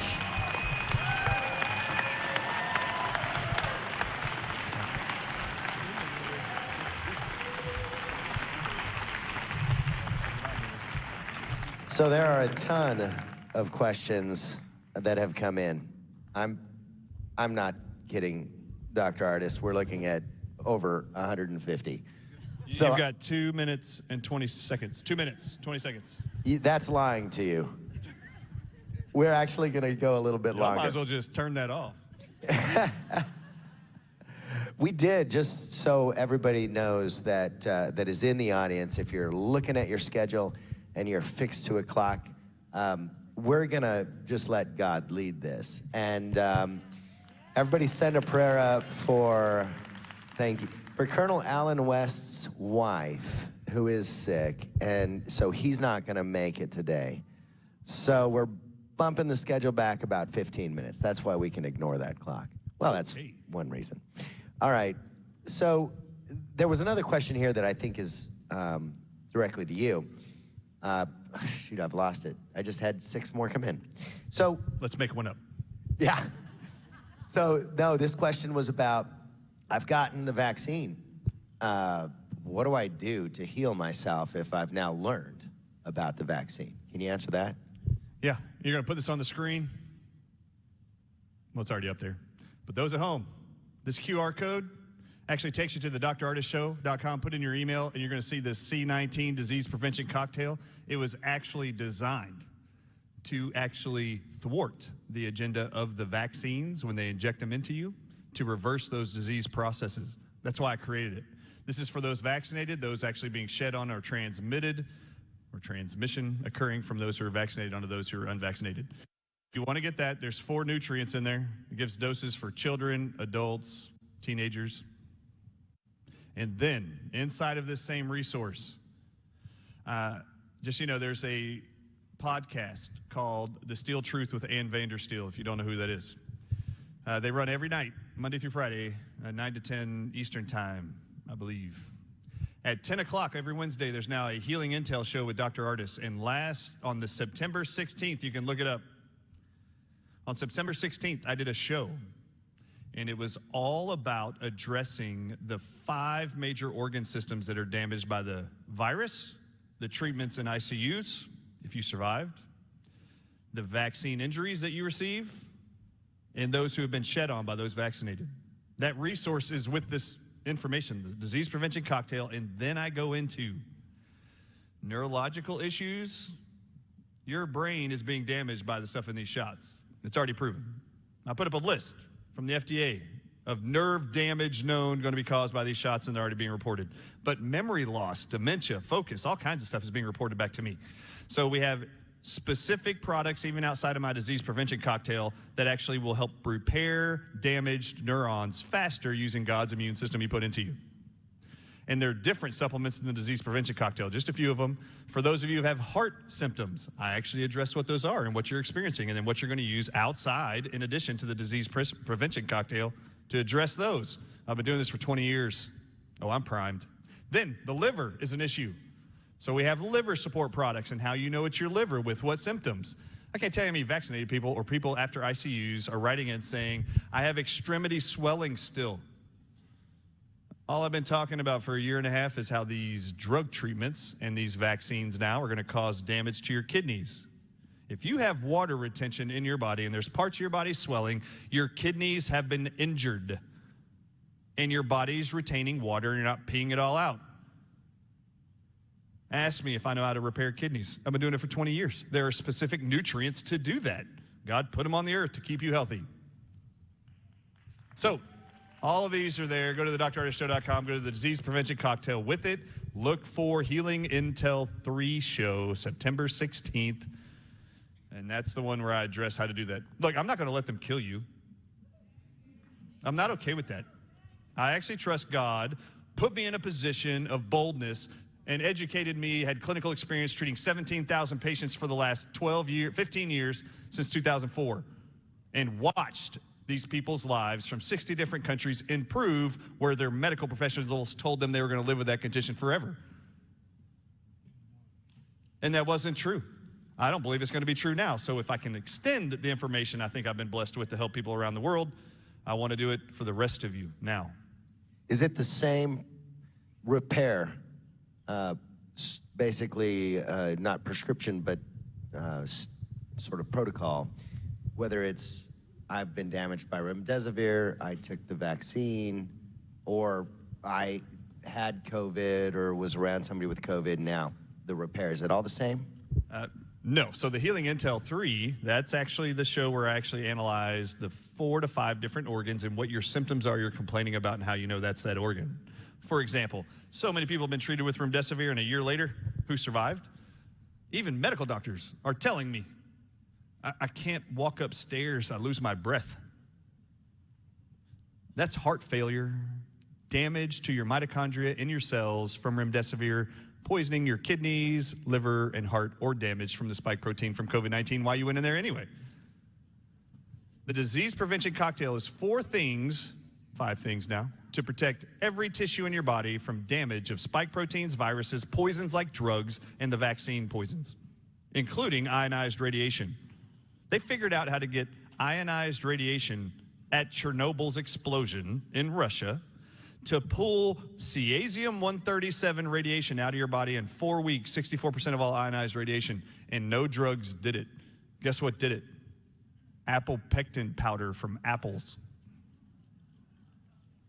And then Fukushima had their leak at their nuclear power plant in 2011. It's still leaking all over Japanese individuals. They saw a huge 40% spike of all people living around there, regardless of ages, 2, 4, 8, 10, 12, in adulthood, all developing thyroid cancer within months of the leak and exposure. So they went and looked at what the scientists in Russia used in Chernobyl, because no medications or therapies were working for these cancerous nodules in these kids' thyroids and adults. And they found out that Russia was using apple pectin powder, and within 4 weeks, 700 milligrams twice a day. They could remove 64% of all ionized radiation in those kids and adults' bodies using that. 2 months later, 100%. And they were preventing cancers from all these people in Japan and Russia. They have not found, as of yet, that there is ionized radiation inside these vials of vaccines.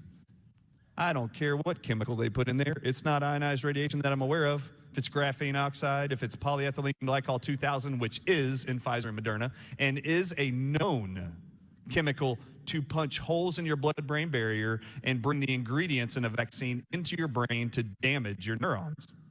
That's what that chemical does. And then the Johnson & Johnson shot has what's called polysorbate 80. It does the same thing.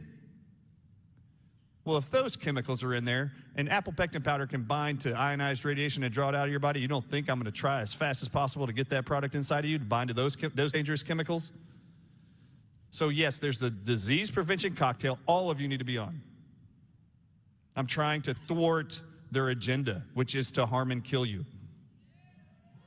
Yes. There are additional organs in your body. I just mentioned if you're still complaining after a vaccine or after being treated that you have leg swelling, arm swelling, my rings don't fit anymore, you are retaining water. The one major organ system in your body that removes water is what? Your kidneys. I have just exposed to y'all all the ways in which we know these treatments cause kidney failure. So your kidneys have not recovered, that's obvious. And I tell you in that Healing Intel 3 show that I did, all the things you need, and it's only 2 additional things to repair your kidneys on top of the disease prevention cocktail to get all that water out of you. And I'm just going to say it. This resource, the Dr. Artis show, which I was not planning on doing, I retired and I thought I was done. I am about to launch a platform on this site, and I'm going to go one disease process, one symptom after another, and I'm going to combine myself with leading experts in those fields who naturally cure those conditions. And I'm going to go one by one, and they're going to live on this site. And I'm just going to go ahead and tell you, can I just tell you what it's going to be? It's going to be called 10 for 10. It's going to be 10 minutes. This is not a joke. I've already got a cardiologist, multi-author, who's going to help me cure all of you with plaque in your arteries naturally in just a few months. And we're going to do a 10-minute episode on it, on how you do that. He's already been doing it for years. We're going to help you reverse congestive heart failure. We're going to help you reverse hypertension. Do you want to know why I'm going to do this? We're going to do a 10-minute video with all these experts, and I'm going to line up tons of them on my site. And Dr. Artis is going to sit there and give you his recommendations with this expert in his field. It doesn't matter what field they're in, medical doctors, what their license is. I'm going to combine with all of them because I have promised the world, the pharmaceutical industry was going to pay for taking my father-in-law out of this world. Yes. And now I'm going to expose every one of their lies. Every single one of you who are told you have to live on high blood pressure for the rest of your life, you've been lied to. Every single one of you told you had plaque in your arteries and you need statin drugs to reverse it, you've all been lied to. So what we're going to do is I'm going to set up a platform on my site, a whole page. It's just going to be tons of symptoms, diseases, one after another. And we're going to start with heart disease, losing weight, dietary stuff, and then I'm going to go all over the place with kids, all kinds of stuff. You watch. 10 for 10, 10-minute video of us two conversing on the topic and how you heal it. Then there's going to be a PDF you download that gives you the entire protocol, dietary and supplement-wise, what you're going to do to reverse it all yourself. It's going to be, listen, it's going to be 10 minutes for $10. It's less than a copay to go see your specialist for those conditions. Awesome. Just so you know, that's what you have to look forward to in the next month. Let's hear it for Dr. Brian Artis, everybody. Thank you. Appreciate it. Can I do one thing real quick? One thing real quick, yes. Yep. I need Michelle Roughton to come up here, please. I am on a mission to preserve lives. The biggest obstacle right now is inside of hospitals. Doctors, administrators are being bought off to kill your loved ones with advised protocols. This is Michelle Roughton. Say hi. Hello. Michelle Roughton, if you go to our actual website, thedrartis.com, thedrartisshow.com. Just do the link. Okay. Michelle Rout now has created an advocacy program. How many years have you been doing patient advocacy? About 6. 6 years. How long have you been a neonatal nurse? I've been specializing in 2 and under for 19 years now. Can you tell the world why it is that we're collaborating to actually introduce everybody that they have life-saving patient advocacy when they don't feel like they have the empowerment or the confidence or constitution for loved ones to battle on their loved ones' behalf in ICUs? Can you tell them what you're hearing real quick and then why it's essential that you guys are needed? You know, I think everybody has heard by now what's going on in the hospitals, especially if you're in this crowd or watching, but they have their protocol that was handed down by CMS, which is Medicare and Medicaid, that they're getting a 20% increase in payouts if they use remdesivir or other drugs that really have very poor data and are not very safe. The doctors are towing the line, the nurses are bullying, and so are the doctors. They're bullying and discriminating against people who don't want remdesivir, who are unvaccinated. They are denying them basic treatments like IV fluids and nutrition. They are ignoring medical power of attorneys. They are not updating next of kin. They are isolating these patients, not allowing visitors in. And this is not okay. And Dr. Artis and I we're on a mission to turn around for everybody and give everybody the help that they need, the guidance they need, the support they need to stand up for their loved ones. And if we have everyone in the hospital with family members saying, enough, I'm not okay with this, you're not killing my loved one, they're gonna have to turn around and change what they're doing because it's unacceptable. So at the Dr. Artis Show website, you go to contact us right on the homepage. If you want to get a hold of her group and you anywhere in the world or in America are struggling to get through to the medical professionals to change the protocols and save your loved one's life, you go through the Dr. Artis Show site. Someone tried to hack their system and didn't allow any emails to get through this entire last week. They even were routing phone calls from her advocacy group, and someone was answering saying Michelle Rout and her team no longer do this. So she texted me the other night, and within 1 hour, I said, we're doing it through our site. We're going to be sending it here to a different email, and now they're getting populated again, 12, 20 requests every hour. We are out on a mission to stop them from hurting you. So please use this as a resource. If you don't think you can do it, and you can't stand up to the tyrannical, criminal kidnapping of your loved ones in hospitals, Michelle Rout is here and her group to represent all 50 states to help step in where you can't. Thank you, Dr. Artis, very much. Let's give a big hand for Dr. Artis.